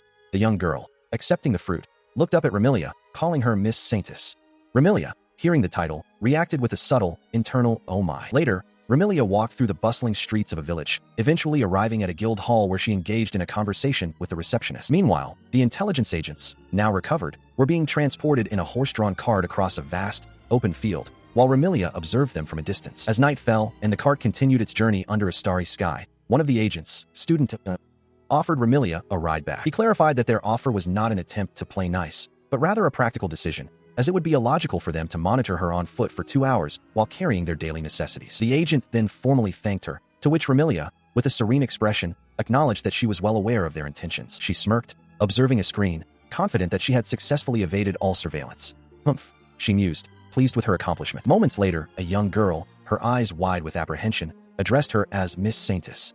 Remilia, however, merely offered a dismissive smirk, declaring that there was nothing to be impressed about. Indeed, her recent actions had led many to believe she was a truly lovely girl, entirely worthy of the Saintess title. The young girl, now clutching a basket filled with fresh bread and a small gift, looked up at her benefactor with gratitude. She reflected on the encounter, realizing that she had been unintentionally in high spirits and, as a result, had given away far too much in charity. Her thoughts then shifted, perhaps to a vision of a fractured reality, where she stood apart, observing Prince Will, the Star Maiden, and their student council companions. A distant city, nestled between rolling hills and rugged mountains, stood under a clear sky. Suddenly, the heavens opened, unleashing a torrential downpour. The rain fell with incredible force, astonishing those who witnessed it. The deluge struck a gathering of people, some crying out in shock and awe, others simply overwhelmed by the sudden change. One man, his face slick with sweat and rain, could only gape at the sky. Amidst the downpour, a colossal, ancient entity, resembling a gnarled tree with flowing, ethereal hair, manifested, shimmering with an otherworldly glow. Near the entity's head, a small, cloaked figure floated, seemingly interacting with the powerful being as the sparkling energy intensified around them. The entity, now fully revealed as a magnificent dragon, coiled itself protectively around the city, its form still radiating the same mystical energy that had brought the rain. Following this miraculous event, the city's elder, a man of venerable appearance, bowed deeply to the cloaked figure, expressing profound gratitude. He explained that their city had been on the brink of destruction due to a relentless drought, brought about by the wrath of the dragon god, and only now, with its anger pacified, was the city safe. The cloaked figure, however, humbly dismissed the elder's thanks, stating there was no need for such formality. Meanwhile, the villagers, overjoyed, busied themselves collecting the abundant water that now flowed freely. The cloaked figure from the previous events, now revealed to be Remilia, smiled serenely as she reflected on her divine mission, a task revealed to her by a higher power. Below her, a crowd of people gathered, witnessing the aftermath of the miracle. Elsewhere, among the student body, whispers spread about the recent events. Some students debated whether the rumors of the cloaked figure's divine charge were truly accurate. One student expressed skepticism, finding the claims hard to believe, while another mentioned a different rumor, that the figure had caused an incident, though this too was unconfirmed. Their conversation escalated as a fiery student declared that the figure's failure to deliver a good whipping was proof enough of her supposed kindness, a sentiment echoed by her companion. Meanwhile, the common folk reacted with shock and disbelief to the unfolding news. Unaware of the varied public opinion, Remilia observed the growing reputation of Emmy spreading among the people, finding the progress satisfactory. A subtle detail, an intricate earring, adorned her ear. As she contemplated, a delicate key, intricately designed, jingled softly in her hand. She revealed herself in her white hooded cloak, holding the fifth key, recently acquired from a dungeon in the desert country. This was the final key needed to advance to the next stage of her grand endeavor, a game she had been clearing for a few months now. Her mind raced through the objectives, defeating monster nests by the national border, rescuing a girl from mountain-dwelling monsters, and eliminating creatures in the City of Flowers. She understood that the miasma, causing destruction and affecting all life, could not be allowed to spread further. It was fortunate she could intervene in these game events before they worsened. With the final key in hand and her objectives clear, she knew she could finally make her next move. Before proceeding, however, she needed to stop at a nearby guild to establish an alibi, acknowledging that 3 days had passed since her last visit home. The journey continued into Chapter 5, Utopia of Genesis, with Remilia, her long hair now styled in braids, casting a knowing glance back. Remilia, cloaked, walks through a wooded path, her destination a small village. Moments later, 3 children spot her, their faces lighting up with joy. One of them exclaims, "Oh, Miss Remilia." They eagerly rush towards her, their small figures bounding across the village path, past neat rows of crops and simple homes. She greets them with a gentle smile, asking if they have been good in her absence. The children, in turn, enthusiastically welcome her home. Remilia acknowledges their good behavior and then inquires about the village chief. The children eagerly report their activities, attending school, helping to repair old houses for new arrivals, and diligently practicing composting as they were taught. Her expression shifts to one of mild surprise or inquiry as she listens. One child explains that the chief is at home, while another begins to reveal a secret, hinting at something important. Meanwhile, inside a modest home, Mr. Thorne, the village chief, meticulously counts small, round objects while deep in thought. A sudden knocking at the door interrupts his concentration. Remilia enters, greeting him and observing that he seems quite accustomed to his role as village chief. He expresses his astonishment at her presence, explaining that he had taken a temporary break from his business to avoid recognition, and found himself in this unexpected position, having no recollection of ever becoming a businessman in this village. He also recalls her earlier request for a cloak of invisibility. She smiles, remarking that a businessman's wallet was supposed to be more substantial than his current state suggested. Remilia then thanks him for covering the village's expenses from his own pocket after the funds she left had run out, noting the village's growth and the increasing number of children. Overwhelmed, Mr. Thorne bows his head, expressing his sincere gratitude. Her hand gently rests upon his, a silent gesture of acknowledgement and perhaps reassurance. She stood before the grateful villagers, as Mr. Thorne expressed profound thanks, stating that he never imagined they could achieve such a decent life in this village. Meanwhile, her gaze fell upon the children from the slums, once dressed in rags and struggling for a daily meal. She inwardly mused that she was simply acting on her own desires, doing what Emmy would do in her place. Mr. Thorne, observing the children, chuckled contentedly, noting their newfound perfect health. He continued, explaining that he had instructed his colleagues to manage the shops near the capital as a separate venture, requesting that Remilia entrust him with the sale of new products and intelligence gathering. He saw this as a way to fulfill Emmy's wish, transforming the happiness of the villainous Remilia into a tangible reality. She, meanwhile, gazed out a window, reflecting that resolving these seemingly trivial matters was essential to her ultimate objective. She also noted that when it came to distributing clothing, she could identify every citizen of the estate by their faces alone. Her gaze swept over the village, observing the children now thriving, receiving new clothes, diligently tending to gardens, and playing freely, a stark contrast to their former lives. Later, She and Mr. Thorne stood together with the children on a winding path, their presence a symbol of the village's new beginning. Her expression was serene as the narrative voice declared them the first settlers. She stood before them, a silent observer as the truth of their origins was revealed. These were children, aged 2 to 14, whom Thorne had brought from a poor town in the capital. Mr. Thorne, seemingly flustered, urged the children to hide from her. However, she offered a reassuring smile, introducing herself as Remilia, the lord of this village, and gently told them that she was no threat. She observed their wary eyes and tensed bodies, understanding that their reaction was entirely natural given the hardships they had endured until now. Their every fiber conveyed a state of high alert. She reflected on the children's past, realizing they were the Demon King's last resort, taking on human forms with weak magic to flee the demon realm. Their escape was driven by the miasma, a pervasive threat of impending extinction that pursued even demons. Yet, the miasma's effect on the human world was causing an ever-increasing number of monsters to transform beyond human comprehension. These children had lived a life where even a single piece of bread and the clothes on their backs were luxuries, their very significance stolen away. She reflected on the children, seeing them as mere existences prepared with misfortune in mind. A vision of herself, adorned as a saintess, declared that the only thing that can rightfully save this world is the overwhelming power of purification, and that this world was created for the sake of that woman. She continued her internal monologue, asserting that she would not ask the world or its inhabitants to trust her from their hearts. Moments later, she addressed the wary children and Mr. Thorne, welcoming them to the village and inviting them to share a meal. She promised that if they ever fulfilled a request for her, she would prove herself to be a human who rewarded properly. She then led them to a small house, offering it for their free use. The children, still hesitant, questioned if the place was truly for their use alone. She clarified that while it was not a grand home, it was an abandoned house they had renovated in a hurry. The children listened, their expressions a mix of surprise and apprehension. One of the children, still wary, asked if they would have to fulfill any obligations in return for living there.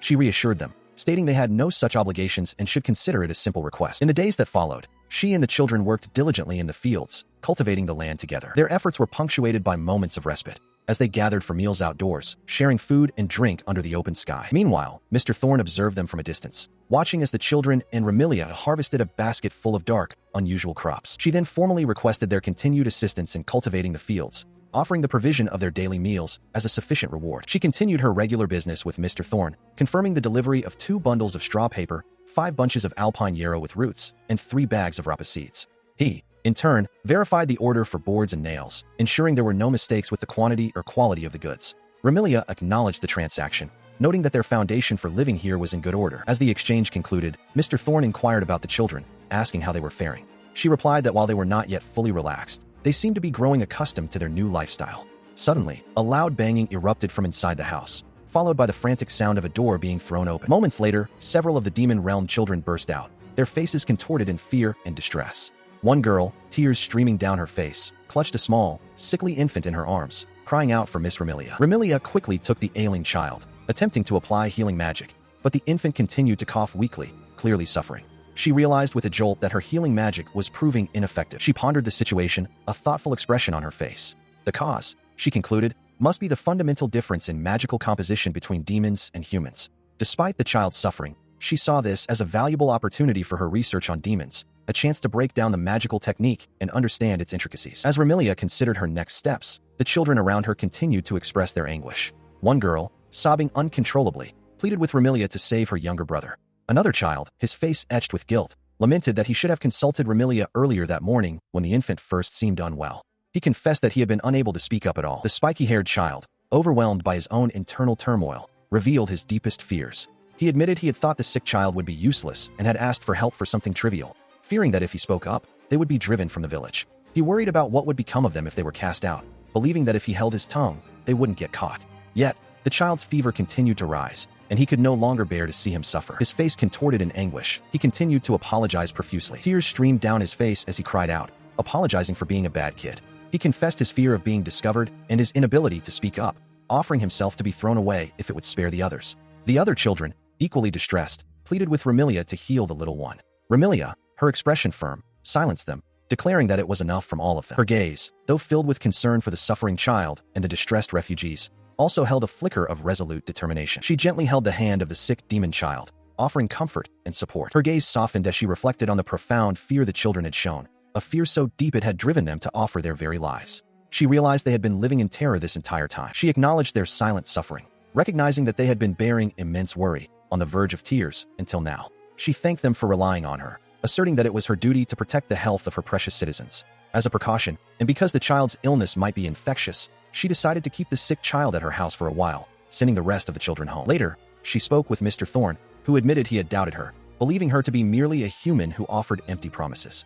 He expressed concern that demons were physiologically different from humans, making the effectiveness of her medicine uncertain, but he accepted it, thanking her for the help. After they witnessed the treatment and recovery of the child all night, they trusted her completely. She mused that it was an unexpected blessing to be able to examine the body of a demon thanks to that one incident. She also reflected on the children's past, noting that they had been taken in by an orphanage, but once their demonic characteristics became known, they faced persecution as devils. Furthermore, she recognized the importance of having people involved in civil engineering and agriculture for the development of the village. This also helped persuade and improve her progress with the newcomer demons who arrived afterward, including a masked man and a man with an eye patch. She chuckled, revealing her commercial plans to make the ideas that Emmy couldn't realize a reality. She intended to spread these developments throughout the town and the capital through merchants like Thorne.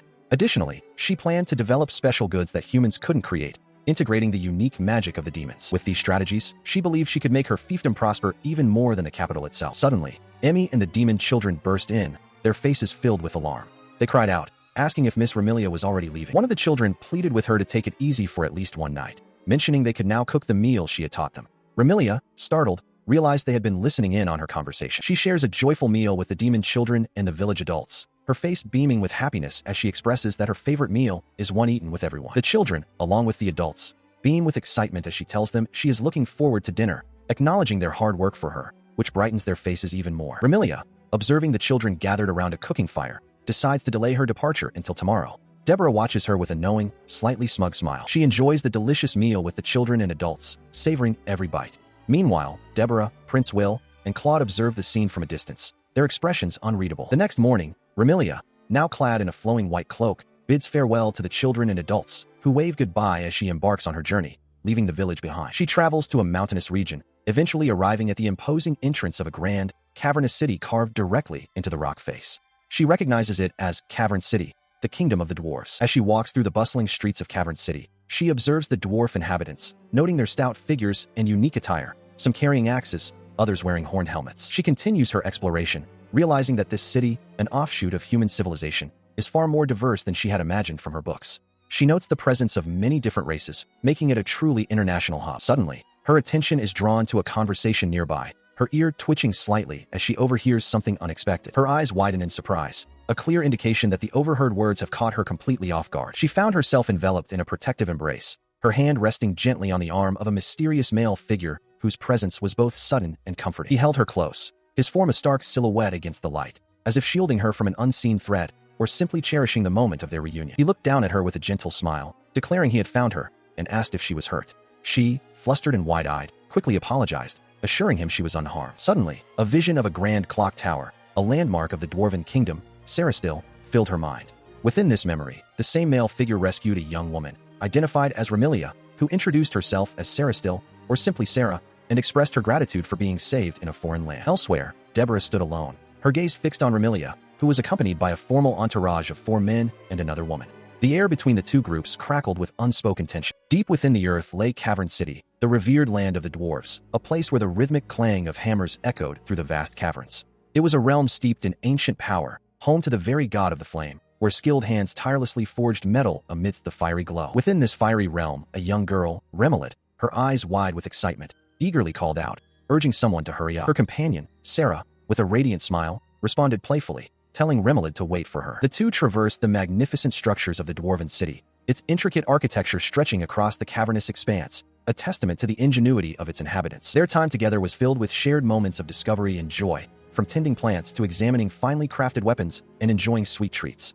During these adventures, Sarah realized the true identity of her companion, remarking that she would never have guessed Remelid was the princess of the dwarves, visiting incognito. As they continued their conversation, sharing a warm drink, Remelid beamed with delight, clearly enjoying Sarah's company and the unfolding revelations. Remelid, still smiling, reassured Sarah that her sister, Pushyuk, would accommodate someone as indispensable as Sarah. Sarah, however, seemed preoccupied, mentioning that even nobles were forming a line just to have an audience with the holy princess. Despite Sarah's concerns, Remelid, with a bright expression, eagerly asked her to recount more of her adventures in the dungeon. Sarah stepped into the grand dwarven cathedral, admiring its sublime architecture.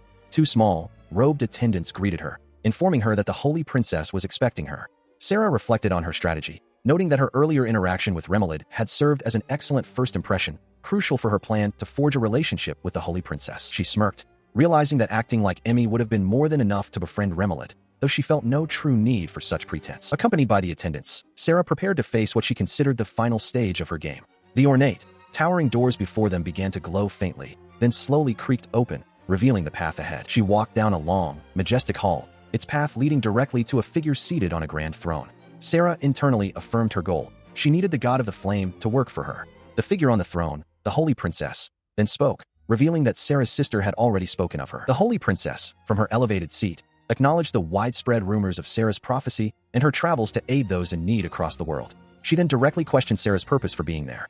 Sarah, feeling the immense pressure and power emanating from the princess, found the directness convenient, noting that the princess had abandoned any pretense and moved straight to the point.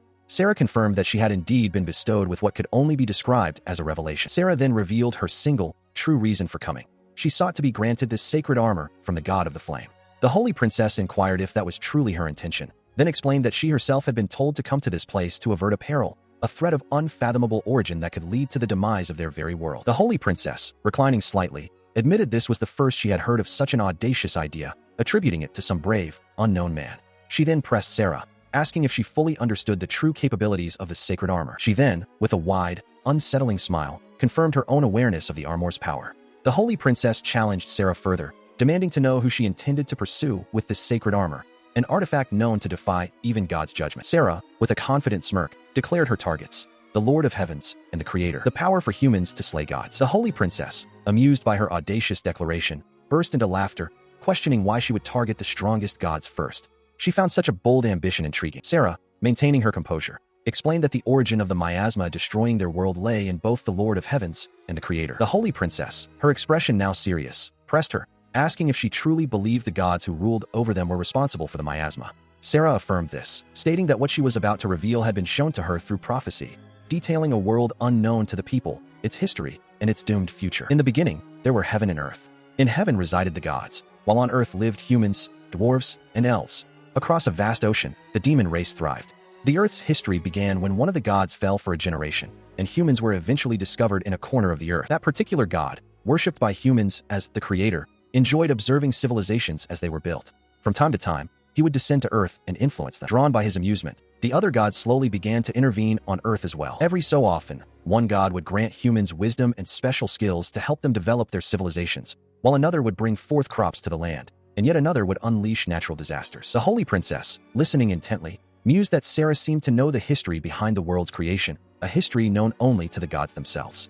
Sarah continued, explaining that humans, depending on the powers the gods exercised, gave them names, built temples, and deepened their faith. The Holy Princess then urged Sarah to elaborate, asking what exactly the Creator and the Lord of Heavens had to do with the miasma. She expressed relief that the prophecy she had been blessed with was proving correct. Sarah, poised to reveal more, stated that the gods' powers, which brought countless miracles to Earth, had a little problem. She continued, explaining that while gods could exercise their powers freely in heaven, their descent to Earth presented a different challenge. When using their powers on Earth, what humans called fatigue accumulated and produced stagnation. This accumulated fatigue, she clarified, was the true form of the miasma. Currently, the Creator himself was withering in the demon realm, unable to return to heaven due to the built-up stagnation. Remelid, seeking clarity, likened it to body waste, to which Sarah affirmed. Because of this, the gods had ceased their direct descents, instead channeling their sacred powers through shrine maidens and priests. Yet, she pressed, the Creator was surely aware of the risks of using his powers on Earth. Why then had he exerted himself to such a point of no return? This, she revealed, was why the demon realm was so heavily enveloped in miasma. The cause, she explained, was ultimately brought about by the one known as the Lord of Heavens. It was for this reason that his daughter, the goddess of purification, was bestowed the role of purifying the stagnation. The Creator, aware of the stagnation weighing him down, had allowed this.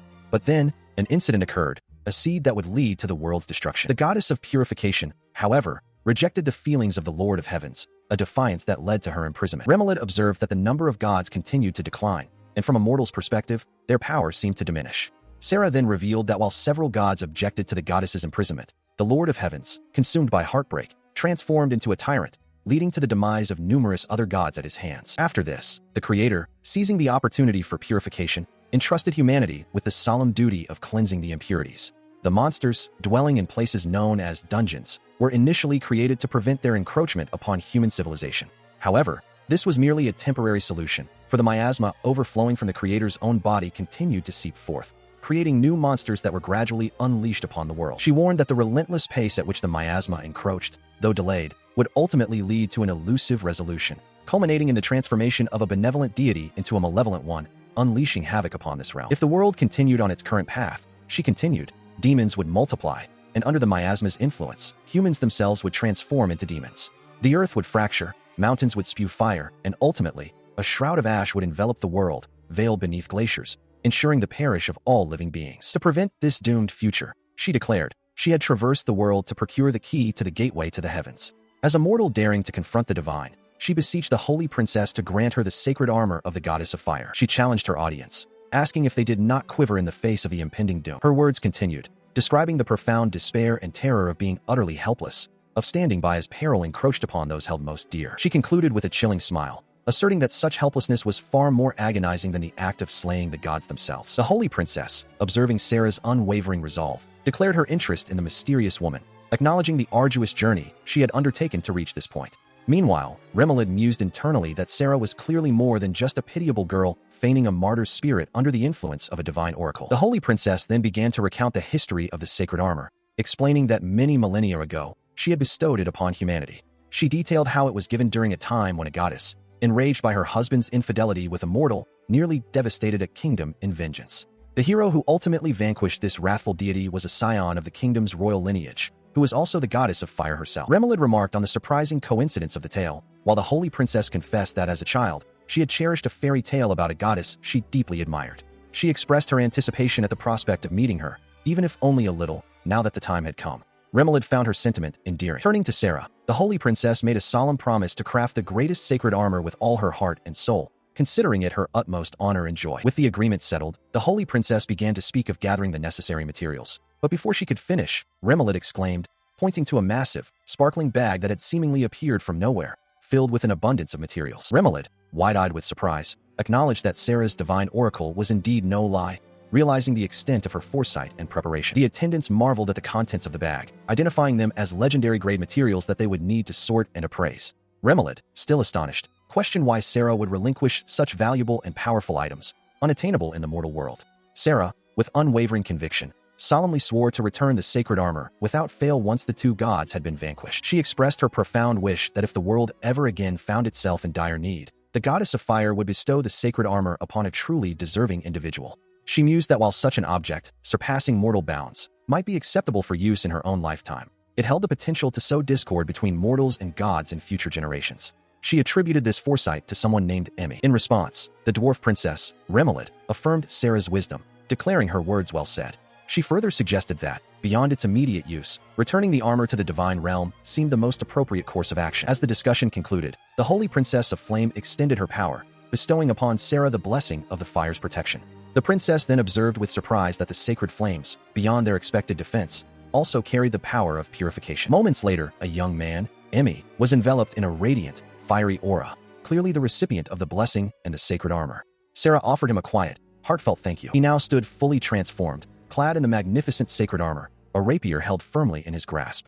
Below, Remelid and the two dwarf attendants gazed up in utter awe at his imposing new form. The holy princess offered a final, solemn wish, hoping fortune would smile upon their endeavors in battle. Sarah and Remelid watched, while the scene shifted to reveal a grand, ancient structure carved into the side of a towering mountain. The perspective widened, showcasing a vast, serene landscape where countless petals drifted gently through the air, settling over a field of vibrant flowers and around a solitary, ancient tree. The delicate petals continued their descent, creating a tranquil atmosphere as the holy princess's voice began to resonate, her words carrying across the peaceful expanse. The holy princess, now seen in her full ceremonial regalia, extended her hand, her expression grave as she posed a chilling question.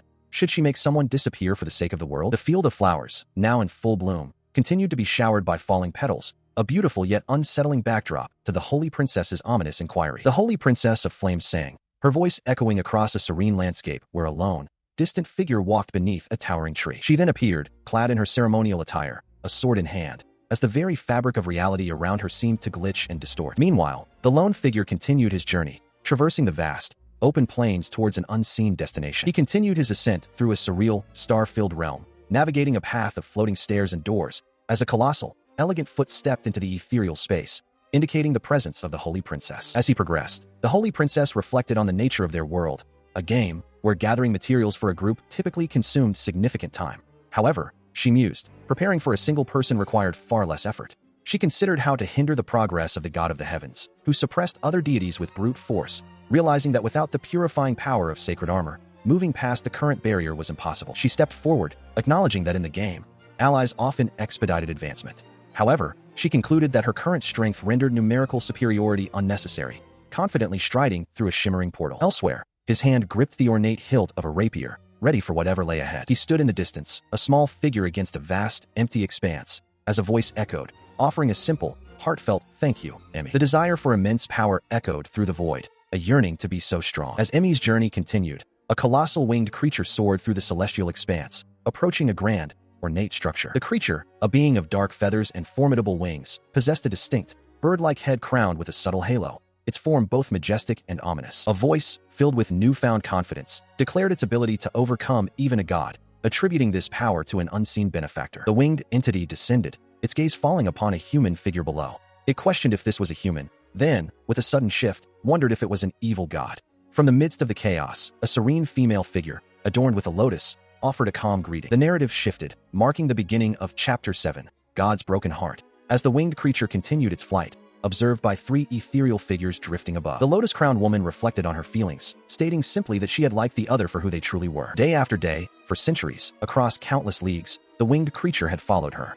It admired her graceful form as she soared through the sky, diligently gathering the flowers she left in her wake. It was always watching, until a profound realization dawned upon it. Driven by this realization, the creature expressed its fervent desire for them to unite, to become one inseparable entity. It then revealed its attempt to transform her into a lotus, believing this would ensure their eternal unity. However, she firmly refused this forced transformation, her expression resolute. The winged creature, consumed by its desire, declared its intention to purify the world.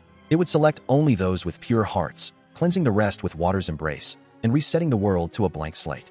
Only then, it believed, would the lotus-headed goddess recognize its greatness and be compelled to love it.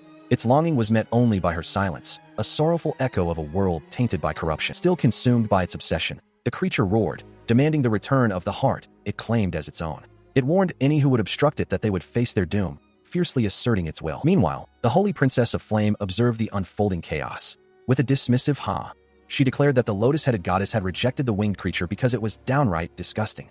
Below, a small figure, Emmy, fell from a shattered black orb, plummeting towards the world. As the small figure continued its descent, the Holy Princess of Flame watched the destruction spread, a sinister smile gracing her lips. She remarked that the world had just become a tad bit cleaner, and that one ought to be thankful for the purification. The falling figure, now clearly Emmy, plunged into a body of water, surrounded by blooming lotus flowers. Beneath the surface, the lotus-headed goddess appeared in a serene, mermaid-like form, surrounded by the same ethereal lotus blossoms. Emmy continued to drift downwards, seemingly drawn towards her. Elsewhere, Sarah reflected on the situation, stating that she had presented the current circumstances to Goddess Renge, who had reverted to her original form. She had also managed to gain the cooperation of Renge's father, the creator. Sarah then offered a catalyst, instructing that if her presence was needed, it should be employed to summon her. A stark realization settled over the world. The only one remaining now was the creator. Sarah then dismissed the idea that the catalyst had any use for Remelid, before turning her attention to the exclusive equipment for the Star Maiden, rumored to be resting in a certain cave. She concluded it was time for her to return home, her gaze lingering on the dark, star-filled entrance of the cave. Far away, a young girl shattered a teacup in a fit of rage, her chest tightening with an emotion she despised. Still consumed by frustration, the angry girl lamented her lack of progress in the game-like world. She had exhausted all her premium items, yet the affection levels of the gacha exclusive characters remained stagnant. Her anger intensified, fueled by the disappearance of the premium item shop itself. Her despair deepened as she realized the insufficient miasma prevented her from embarking on any adventures, and without it, she could not recruit new characters in town. At this rate, she feared she would never meet Angel. Meanwhile, in a different part of the city, Pina approached David, a knight, with a serious request. She needed to discuss something with him, a matter concerning a member of the Order of Knights. David, noticing her troubled expression, asked if something was wrong. With tears welling in her eyes, Pina explained her predicament. A friend had accidentally purchased a product containing illegal drugs from a shop in the back alleys of 10th Street, a place recommended by a nobleman. Now, her friend was in immense pain, and Pina could no longer contact the person who sold it. David listened intently, his expression hardening. He assured Pina he would report the matter of the 10th Street back alleys to the commander. He questioned the origin of these illegal drugs, noting that the product was rumored to be highly effective for weight loss, and insisted Pina's friend was not at fault. As David walked away, Pina watched him, a thoughtful expression on her face. She reflected on his kindness, realizing she could not simply abandon her friend's plight. Later, Pina stood before the queen, a regal woman with long blonde hair, ready to deliver a report. She formally announced her intention to speak about the star maiden, Pina Blanche, revealing her own significant identity. A small spider crawled unnoticed on the floor near the queen's throne. The queen, now standing, faced a gathering of individuals, including David, Pina, the angry girl, and other nobles. The very fabric of reality around them appeared shattered, hinting at a profound shift or a breaking of the world itself. Life in the village continued with its rhythmic pace, as workers diligently pressed grapes, extracting their sweet juices into large barrels for fermentation. Elsewhere, other villagers engaged in their crafts, from drying materials under the sun to carefully preparing liquids in bottles and crafting sheets of paper. Amidst the daily labor, a young man carried a heavy beam, while a young woman, startled, accidentally dropped a stack of bricks, scattering them across the ground. Soon, a familiar figure approached the village. Remelid, cloaked and elegant, announced her return, prompting a warm welcome from the villagers who had gathered to greet her. She smiled, acknowledging their greetings, as the villagers, including the young man and woman from earlier, assured her that everything was being taken care of, their faces beaming with enthusiasm. As Remelid conversed with a woman named Sophia, she noted that Sophia had been handpicked by the queen as her bodyguard and was now serving on the emperor's council. Remelid expressed her gratitude for Sophia's visit, but Sophia, with a serious demeanor, revealed she had come with an important request. Sophia then knelt before Remelid, taking her hand and looking up with unwavering resolve, pleading for the opportunity to become her knight. Remelid's eyes widened in surprise at the unexpected request, while the surrounding villagers, who had witnessed the exchange, also reacted with astonishment. Above the village, 3 birds soared freely through the sky, oblivious to the unfolding drama below. The vast, silent mountains stood as a testament to the passage of time, their peaks reaching towards the heavens, indifferent to the machinations of the world below. Upon her return, Sophia confronted David, demanding to know the meaning of the recent events. She questioned him sharply, asking what had transpired in her absence, particularly regarding the shocking news that Lady Remelid's engagement had been broken off and that she had even been expelled. She reacted with disbelief as David explained that Lady Remelid was accused of being jealous of Pina and attempting to murder her. He stated that after uncovering evidence of her misdeeds, Willard had decided to call off the engagement. Sophia found this impossible to believe, recalling Pina as the Star Maiden, the most charming and friendly person in the world. The story seemed so eerie and unnatural that she resolved to investigate the truth herself. Determined to uncover the truth, she began by investigating Pina and the people surrounding her, seeking to discern her true nature. She meticulously examined all the evidence and testimonies that had been brought against Remelid.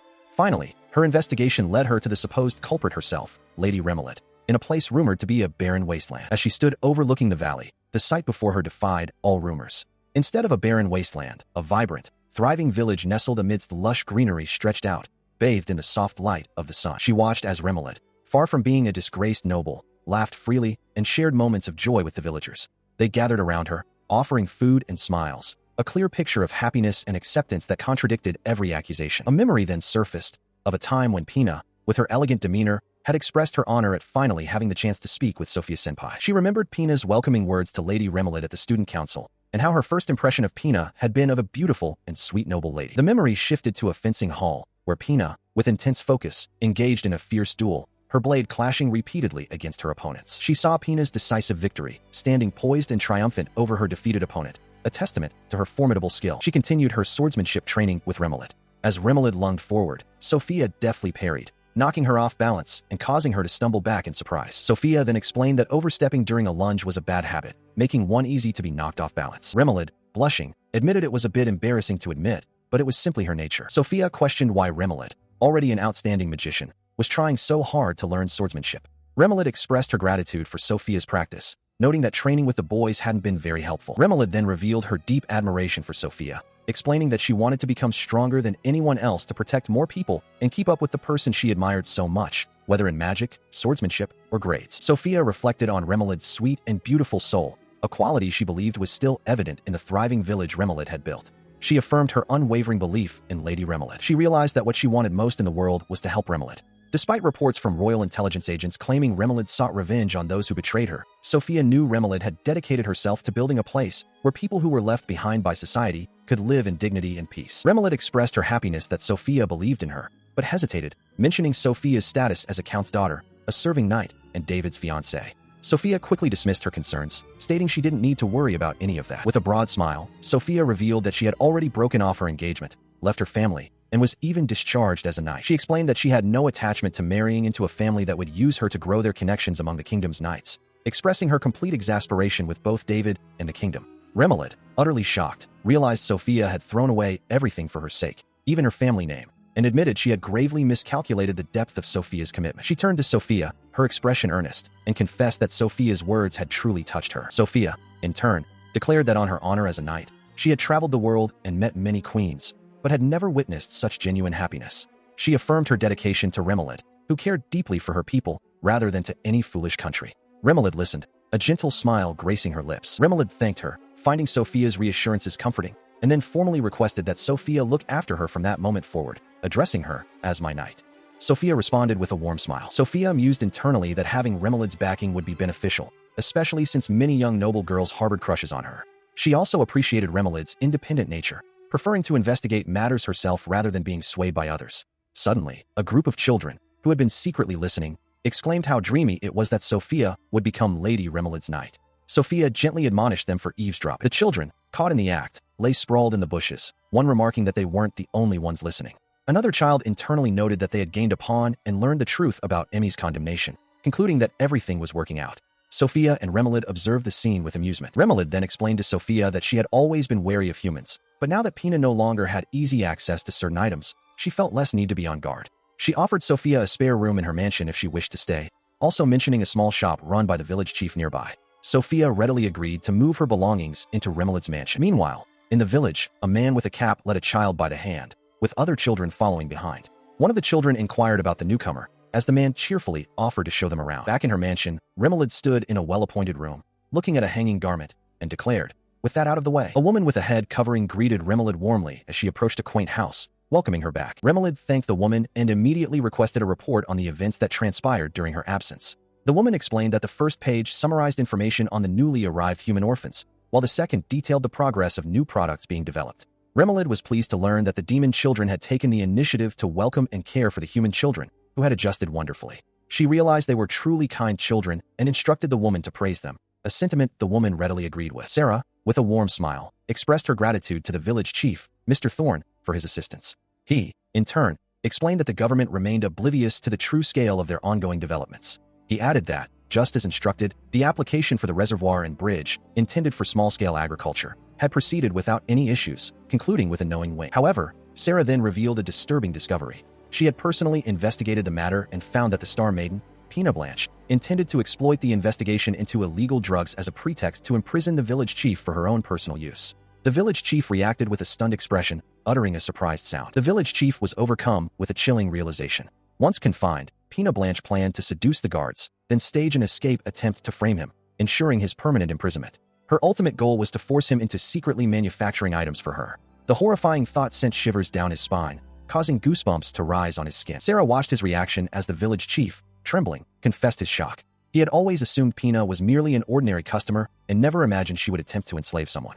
He cursed her, calling her a terrifying individual. Sarah then elaborated, explaining that she had helped spread rumors in the capital about Pina's involvement in the illegal drug investigation, knowing that noble customers who had used Thorne's products for hair growth or weight loss and subsequently disappeared would harbor a deep grudge against her. With a sinister smile, Sarah revealed her meticulous strategy, declaring that she was arranging the entire board piece by piece towards her victory. She explained that once Pina's reputation was irrevocably tarnished, she would be unable to forge any new alliances.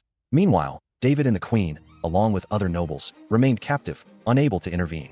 Elsewhere, Pina Blanche, consumed by rage, pounded her fist, demanding to know why they couldn't catch him. Later, Sarah sat with the village chief, expressing her genuine relief that he was safe. He acknowledged her concern, stating his firm intention to properly repay her for her invaluable assistance. He insisted on settling his debt, emphasizing its importance for his credibility as a merchant. Sarah, however, simply smiled, assuring him that her actions were entirely her own choice. Recognizing Sarah's dual role as a merchant and a village chief, the village chief then tentatively asked if he could trouble her with a single request, provided it was within her power to grant. Sarah smiled, inviting him to speak. He hesitated, admitting that he didn't believe he had any important acquaintances other than her, making his request all the more significant. With a wide, confident smile, Sarah listened as the village chief finally articulated his request. He wished to meet her ruler, the Demon King. She presented her audacious proposal to the village chief and Remelid, asking if it was too much to request. She then revealed that she possessed a solution for the frenzy, an affliction that had plagued the demon folk for centuries. The village chief listened, his expression one of utter surprise. A voice, filled with conviction, declared a grand ambition to elevate Emmy, referring to him as Remelia. to the status of the saint who saved the world. Remelid, lost in thought, smiled warmly. She reflected on Emmy's inherent kindness, knowing him to be someone who would always help others without ever expecting anything in return. The village chief, his curiosity piqued, implored Sarah to elaborate further on her proposed solution. She met his gaze with unwavering resolve, certain that this was the path she must take, even as the desolate, jagged landscape of the demon realm stretched out before them. Remelid, now in a different setting, explained her plan to Emmy. She intended to teleport to a storehouse near the castle in the demon realm, the very place where Thorn, the village chief, had been replenishing his stocks. She then turned to Emmy, asking if he was indeed Lady Remelia. She arrived in a grand, yet dilapidated chamber, requesting someone to wait. The state of disrepair was evident, a clear sign of the dire straits the country faced, where even simple management seemed a major obstacle. Outside, a massive winged creature soared, a silent sentinel over the decaying realm. Remelid knelt before the imposing figure, her mind reeling. She had heard tales of a solution to the frenzy, and though little surprised her anymore, she was utterly stunned by the sheer beauty of the individual before her. She gathered her courage, asking for permission to speak to His Majesty. The Demon King, a strikingly handsome man with subtle horns, looked down at Remelid, questioning if the tale she had heard was true. Remelid, still kneeling, finally identified him. So this is the Demon King, Angel. The Demon King, with his distinctive horns, stood before Remelid, revealing that while he knew no cure for the frenzy, he did possess a solution. Meanwhile, Pina Blanche, her expression etched with worry, wondered if the meeting with His Majesty was progressing favorably, as heavy rain poured outside a nearby house. Her thoughts drifted to a past event, as Emmy, sword in hand, moved with purpose. Pina, still looking out the window at the rain, pondered how long it had been since that fateful day. The Demon King sat alone, his back to the viewer, while Remelid, her face contorted in anguish, wept, clutching something tightly. A voice questioned, 20 years. He then plunged a blade into his own chest, blood gushing forth and pooling beneath him, a desperate act of self-sacrifice. As the blood continued to flow from his wound, Remelid watched in horror, her eyes wide with shock and disbelief. Moments later, the Demon King's body remained seated, now headless, as Remelid lay prone on the floor. Emmy stood over the fallen king, his sword still drawn, the air thick with the aftermath of violence. She lay amidst the splattered blood, her face streaked with tears, the horror of the event overwhelming her. In a different time, Sarah gathered several children, explaining to the Demon King that she would teleport them to the human realm, as it was the only way with so many frenzied beings outside. He held one child, acknowledging her words. He then turned to her, his expression resolute, stating he would leave the rest to her. Sarah, her face filled with distress, pleaded with him. Emmy, clad in ornate armor, plunged his rapier into the Demon King, who reeled back, blood splattering from the grievous wound. Another demon folk lay dismembered nearby, a single eye staring blankly at the violent demise unfolding before it. This brutal confrontation marked a turning point, for its arrival was truly the hour of doom for all demon folk. In the aftermath of such devastation, a new chapter began. Sarah, guiding several demon children, emerged from a shimmering portal into a verdant, sun-dappled forest, stepping into what was truly a new world for them. The young girl, with her short, light hair and pointed ears, looked around with wide, innocent eyes, taking in the unfamiliar surroundings of this new realm. Sarah addressed the children, explaining that they had arrived in the human realm, a place where the miasma was thin, nature was abundant, and food plentiful. She recalled her own first impression, how much easier it was to breathe here. She further elaborated that this particular region was known for its ability to conceal the characteristics of demon folk, making it an excellent hiding place. However, she warned them that to avoid persecution, they must live inconspicuously, for even a life lived in fear here was preferable to the frenzy back in the demon realm. Sarah then instructed the children to gather as many plants as they could before nightfall, asking if they understood. Meanwhile, in a small, humble dwelling within the village undercover inquired about Miss Mazzari's well-being, noting that those who had come before them often found roles as adventurers, returning to the slums to provide work. Miss Mazzari, looking weary, apologized for causing trouble, explaining that she only needed to recuperate enough magical energy to return that evening. She acknowledged the absurdity of using ancient teleportation magic to move people, marveling that she was even able to move at all. She continued, lamenting that their magical power was so weak they could barely breathe in the demon realm, rendering them useless there.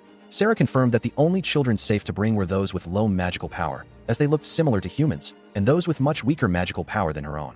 Miss Mazzari then realized that the frenzy must affect those with little magical power first, which made sense. Sarah declared that this was the best way to save as many lives as possible. She explained that it took much longer for the frenzy to affect those with strong magical power, giving them time to find a cure.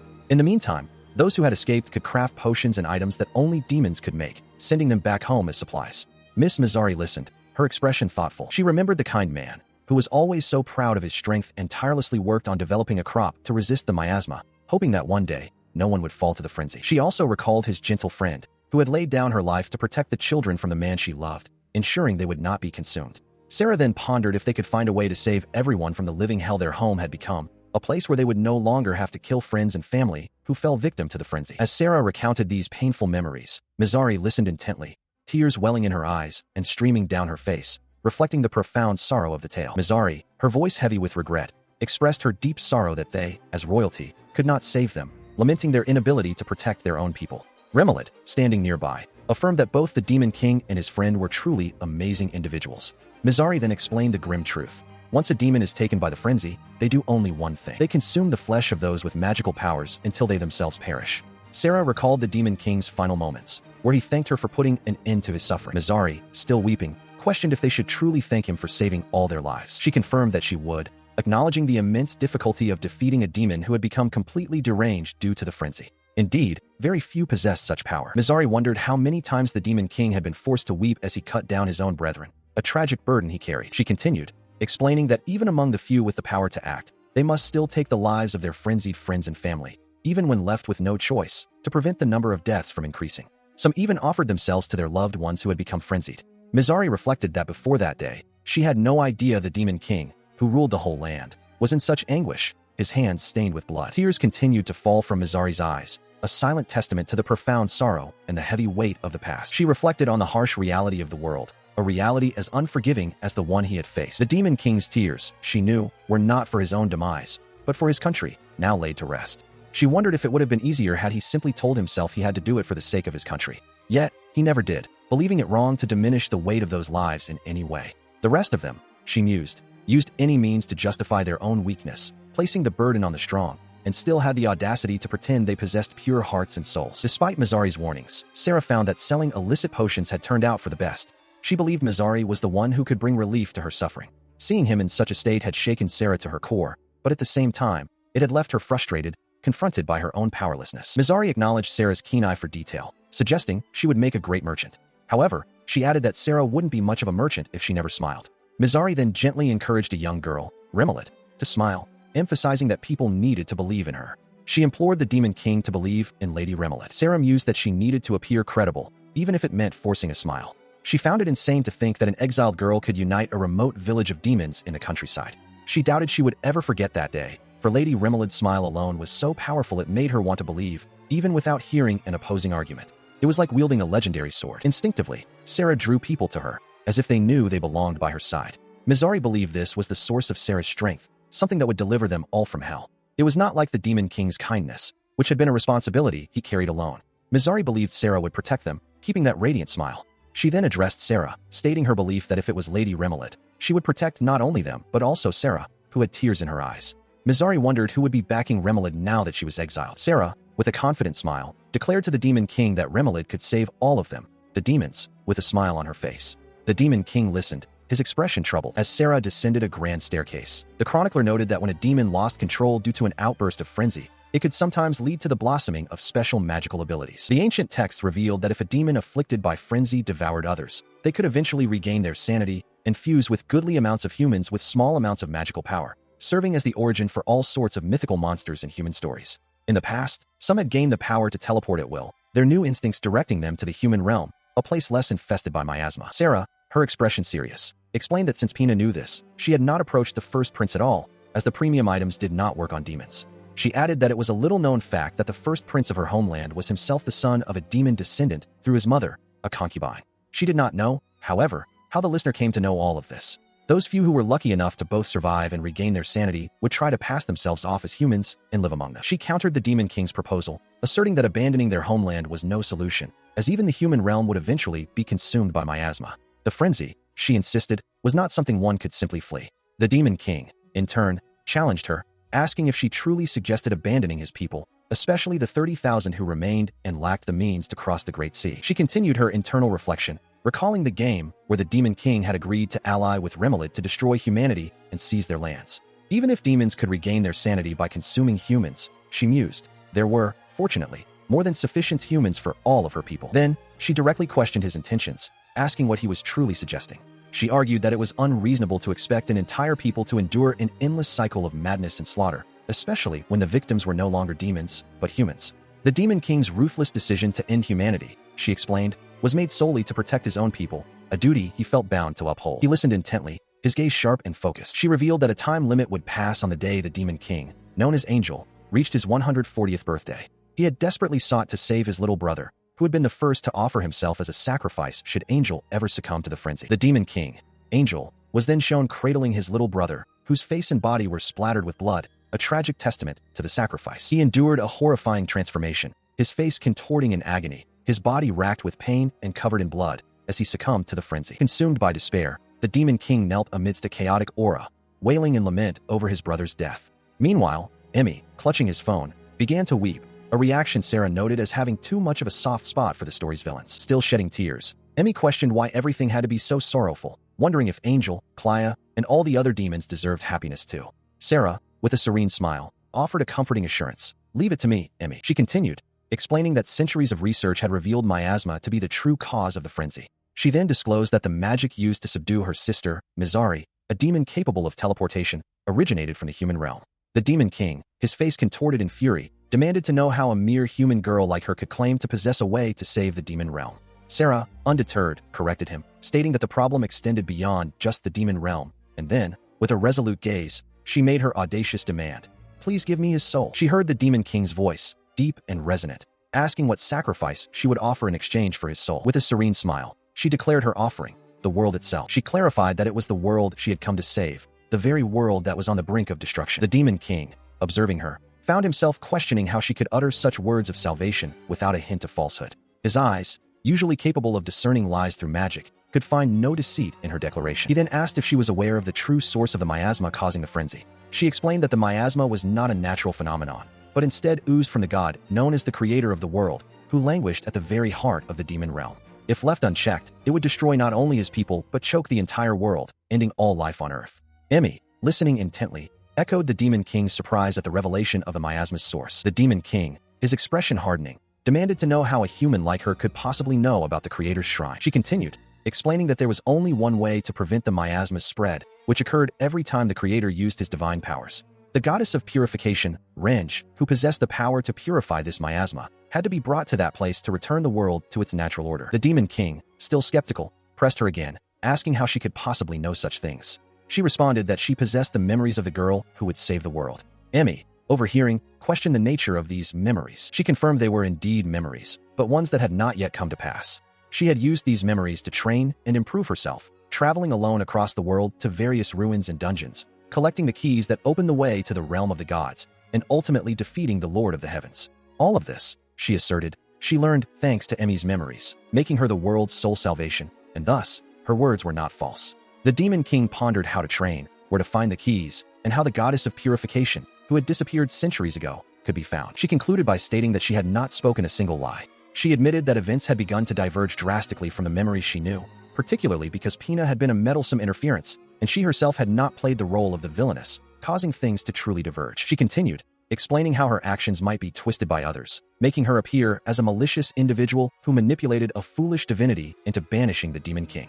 She then questioned what would happen if her future memories proved false, though she noted that the Demon King seemed to have realized nothing of her true intentions. She then revealed the only way to purify the creator of the world, to destroy his body, which was irreversibly tainted by miasma, and then purify the heart that lay within. His eyes widened in shock as he heard her words, apologizing for his reaction but warning her of the immense suffering she might face if she failed, a fate neither of them could even imagine.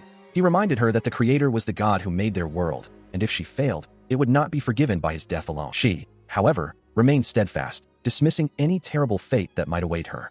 She declared it was nothing compared to her unwavering belief in Emmy's ability to save the world, a conviction she held with the utmost faith. With renewed resolve, she then formally requested that the Demon King loan her the key he possessed, the one that unlocked the shrine to the creator of the world. He paused, considering her plea, but then explained that the key was a national treasure, not something he could simply loan out. Her gaze hardened, a silent plea for him to understand the gravity of the situation, emphasizing how far she had already come and how much she had revealed. He began to descend the steps of his throne, his long cloak trailing behind him as he approached her, who remained kneeling. Their eyes met as he drew closer, his expression unreadable as his foot landed firmly on the ground before her. Standing before her, he finally declared his decision. He would come with her. He stood, observing the scene before him. Sarah, her eyes wide with surprise, looked on.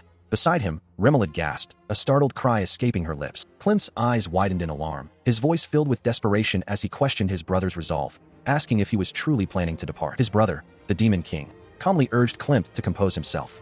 He explained that while the individual in question had not yet lied, he felt compelled to keep a watchful eye on her, admitting his continued distrust. Meanwhile, the woman considered the daunting task before her.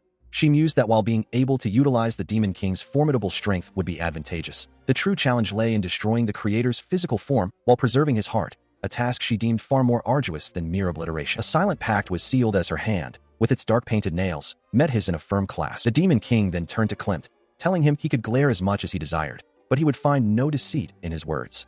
The woman, still holding the Demon King's hand, offered a gentle smile, assuring them that her feeling of gratitude was entirely genuine. Later, a maid led the woman to a lavish room, informing her that she was free to use anything within it. The maid promised to prepare dinner but instructed her to remain in the room for the night, inviting her to the dining hall later. The maid then excused herself, and the woman thanked her profusely for the tour. Klimt, observing from a distance, remained silent. Alone in the room, she mused that her current accommodations were certainly preferable to camping in the wilderness. However, a subtle clack sound drew her attention to the floor, and she considered the state of affairs, wondering what they might serve for dinner given the circumstances. Meanwhile, Klimt sat on a simple stool, his gaze fixed on a basket of fruit, a thoughtful expression on his face. He stood in the castle kitchen as the mysterious woman, Remilia, apologized for intruding, noting the absence of staff. She explained that only the Demon King, her brother, and the gate guards remained, as all other aides had been sent away on official duties, unable to accept a human guest. Klimt, however, silently questioned the wisdom of revealing their short-staffed state. He then asked her what she meant, prompting her to interpret his unspoken thoughts. She suggested he believed she was merely a single human girl, implying the Demon King felt no need for additional guards, before adding with a knowing smile that she might have slightly overprepared. His eyes widened in disbelief as, with a sudden flash, Remilia magically summoned an enormous quantity of fresh ingredients, including large crates overflowing with produce. She revealed that knowing the castle's coordinates allowed her to instantly bring forth all the provisions she had prepared in advance, confirming they were all from her own fief. She offered the bounty with a warm smile, presenting it as a small token of their burgeoning friendship. He accepted the gift, holding a ripe tomato, and expressed his sincere gratitude, marveling at the sheer volume of fresh vegetables, dried meats, fish, and preserved foods. As he began to process the ingredients, Remilia offered to assist with dinner preparations, or even act as a taster, should he be concerned about poison, though she doubted human toxins would affect demons. Klimt, however, felt a quiet certainty that preparing the meal himself was the correct course of action. Soon, a lavish meal was laid out, featuring a succulent roast, fresh greens, and a basket of freshly baked bread. The Demon King sat at the head of the table, his expression wary as he questioned Klimt, asking if this grand spread was intended to be his final meal. Klimt quickly reassured him, explaining that Miss Remilia had provided the abundance of food as a token of friendship. He cautiously took a bite, his fork lifting a piece of the prepared dish to his lips. Klimt watched him with anticipation. After a moment of consideration, the Demon King declared the food good. Klimt then added that Miss Remilia had stated all the ingredients originated from the land she governed. He savored the meal, a rare moment of simple pleasure. Klimt, observing him, inquired if it was his first time tasting something so delicious. The Demon King affirmed it with a quiet yeah. Meanwhile, in her chambers, Remilia watched a small spider crawl across her finger, a subtle smile playing on her lips as she mused. She pondered the intricacies of the Creator's dungeon, a place unlike others, where the choices given were not merely to advance, but also to purify. This purification was crucial, as every 5 turns, a random party member would succumb to a frenzy. She knew that in this particular game, there were no items or monsters, only the fallen god himself. Despite their inherent resistance to the frenzy, demons were unable to use purification magic. Therefore, she realized she would have to be the one to cast it on the Demon King tomorrow. She continued to brush her long hair, considering how the Demon King would surely curse himself for falling victim to the frenzy. She planned to assure him that there was nothing he could have done, as the Lord of the Heavens had locked away the goddess of purification, making it impossible for demons to have known about such magic. Her gaze hardened with resolve as she considered the alternative solution, one she would reveal only after Renge had purified the Creator. She reflected on her deeper purpose, to safeguard the spirit of the Demon King, Angel, who had been forced to become ruthless to protect his people. This was what Emmy would have done, she affirmed to herself, a faint, knowing smile gracing her lips. Later, in a grand hall, Remilia and the Demon King sat across from each other, engaged in a strategic board game. Outside, the imposing silhouette of a castle stood against the sky. The Demon King, now clad in formidable dark armor, stood beside Remilia, who wore an elegant light gown. Klimt could be seen in the background, observing them from a distance as they prepared to depart. She then turned to him, her expression serious, and reminded him of their earlier discussion, signaling the commencement of their plans. She stood before the Demon King, her hand outstretched, a radiant light emanating from her as she initiated the purification magic. The Demon King, cloaked in darkness, seemed to absorb the light, his form outlined by its glow. As the light enveloped him, the Demon King mused that his body felt oddly lighter, questioning if this was the effect of purification magic. Remilia, standing on the steps above him, explained that according to her memories, purification magic could mitigate the god's power of divine judgment. She suspected her ability to use this magic stemmed from her being chosen to receive divine revelations. The Demon King, looking up at her, then asked if her plan was to continue applying purification magic to keep him safe from divine judgment, and then purify the entire world. Remilia affirmed his understanding, requesting he focus on pressing forward while she worked to protect him. As she turned to descend the stairs, the Demon King's expression softened, a subtle smile gracing his lips, a sight that surprised Remilia. She wondered if he had just smiled. He then reflected on the unexpected turn of events, finding it hard to believe he would one day stand alongside a human goddess, not just in the demon realm, but beyond. Remilia, now at his side, continued her explanation, revealing that demons and humans were once the same. She elaborated, stating that the demon race was a result of those with strong resistance to miasma surviving and creating future generations in this land. She drew a parallel to animals in colder regions developing thicker fur over generations, not inherently, but through adaptation for survival. The Demon King, listening intently, questioned her meaning. She further supported her argument by pointing out that a demon and a human could have a child together, like his country's first prince, as proof of their fundamental similarity. She added that some humans could endure bodily changes and turn into monsters when exposed to miasma, much like demons, if one only looked at how humans lost their minds when exposed for too long. She concluded her explanation, asserting her belief that humans and demons could truly work together to create a peaceful world, emphasizing that their differences were merely a result of their birthplaces. The Demon King, now walking through a shimmering, ethereal gateway, prepared to enter the Creator's dungeon. As he stepped through, Remilia's voice echoed, asking if he was ready. The Demon King, his gaze firm, responded by instructing her to call him Angel. He stepped into the Creator's dungeon, the darkness of its entrance swallowing him whole. Remilia, observing, questioned his choice of name, Angel. He simply affirmed, stating it was his name. As he vanished into the depths, Remilia pondered his decision. She dismissed the notion that he chose a simpler name for battle, realizing instead that he was embodying her own mindset. She saw herself as Remilia, the girl who is still trying her best to save the world, even if everyone else called her a villain. This realization sparked a thought. She could make use of this. A subtle, knowing smile played on her lips as she considered her next move. From this point forward, she resolved to present herself as Remilia, the dedicated girl striving to save the world, even if it meant being oblivious to the burgeoning feelings of those around her. She concluded that this persona, this lie, would fit him perfectly.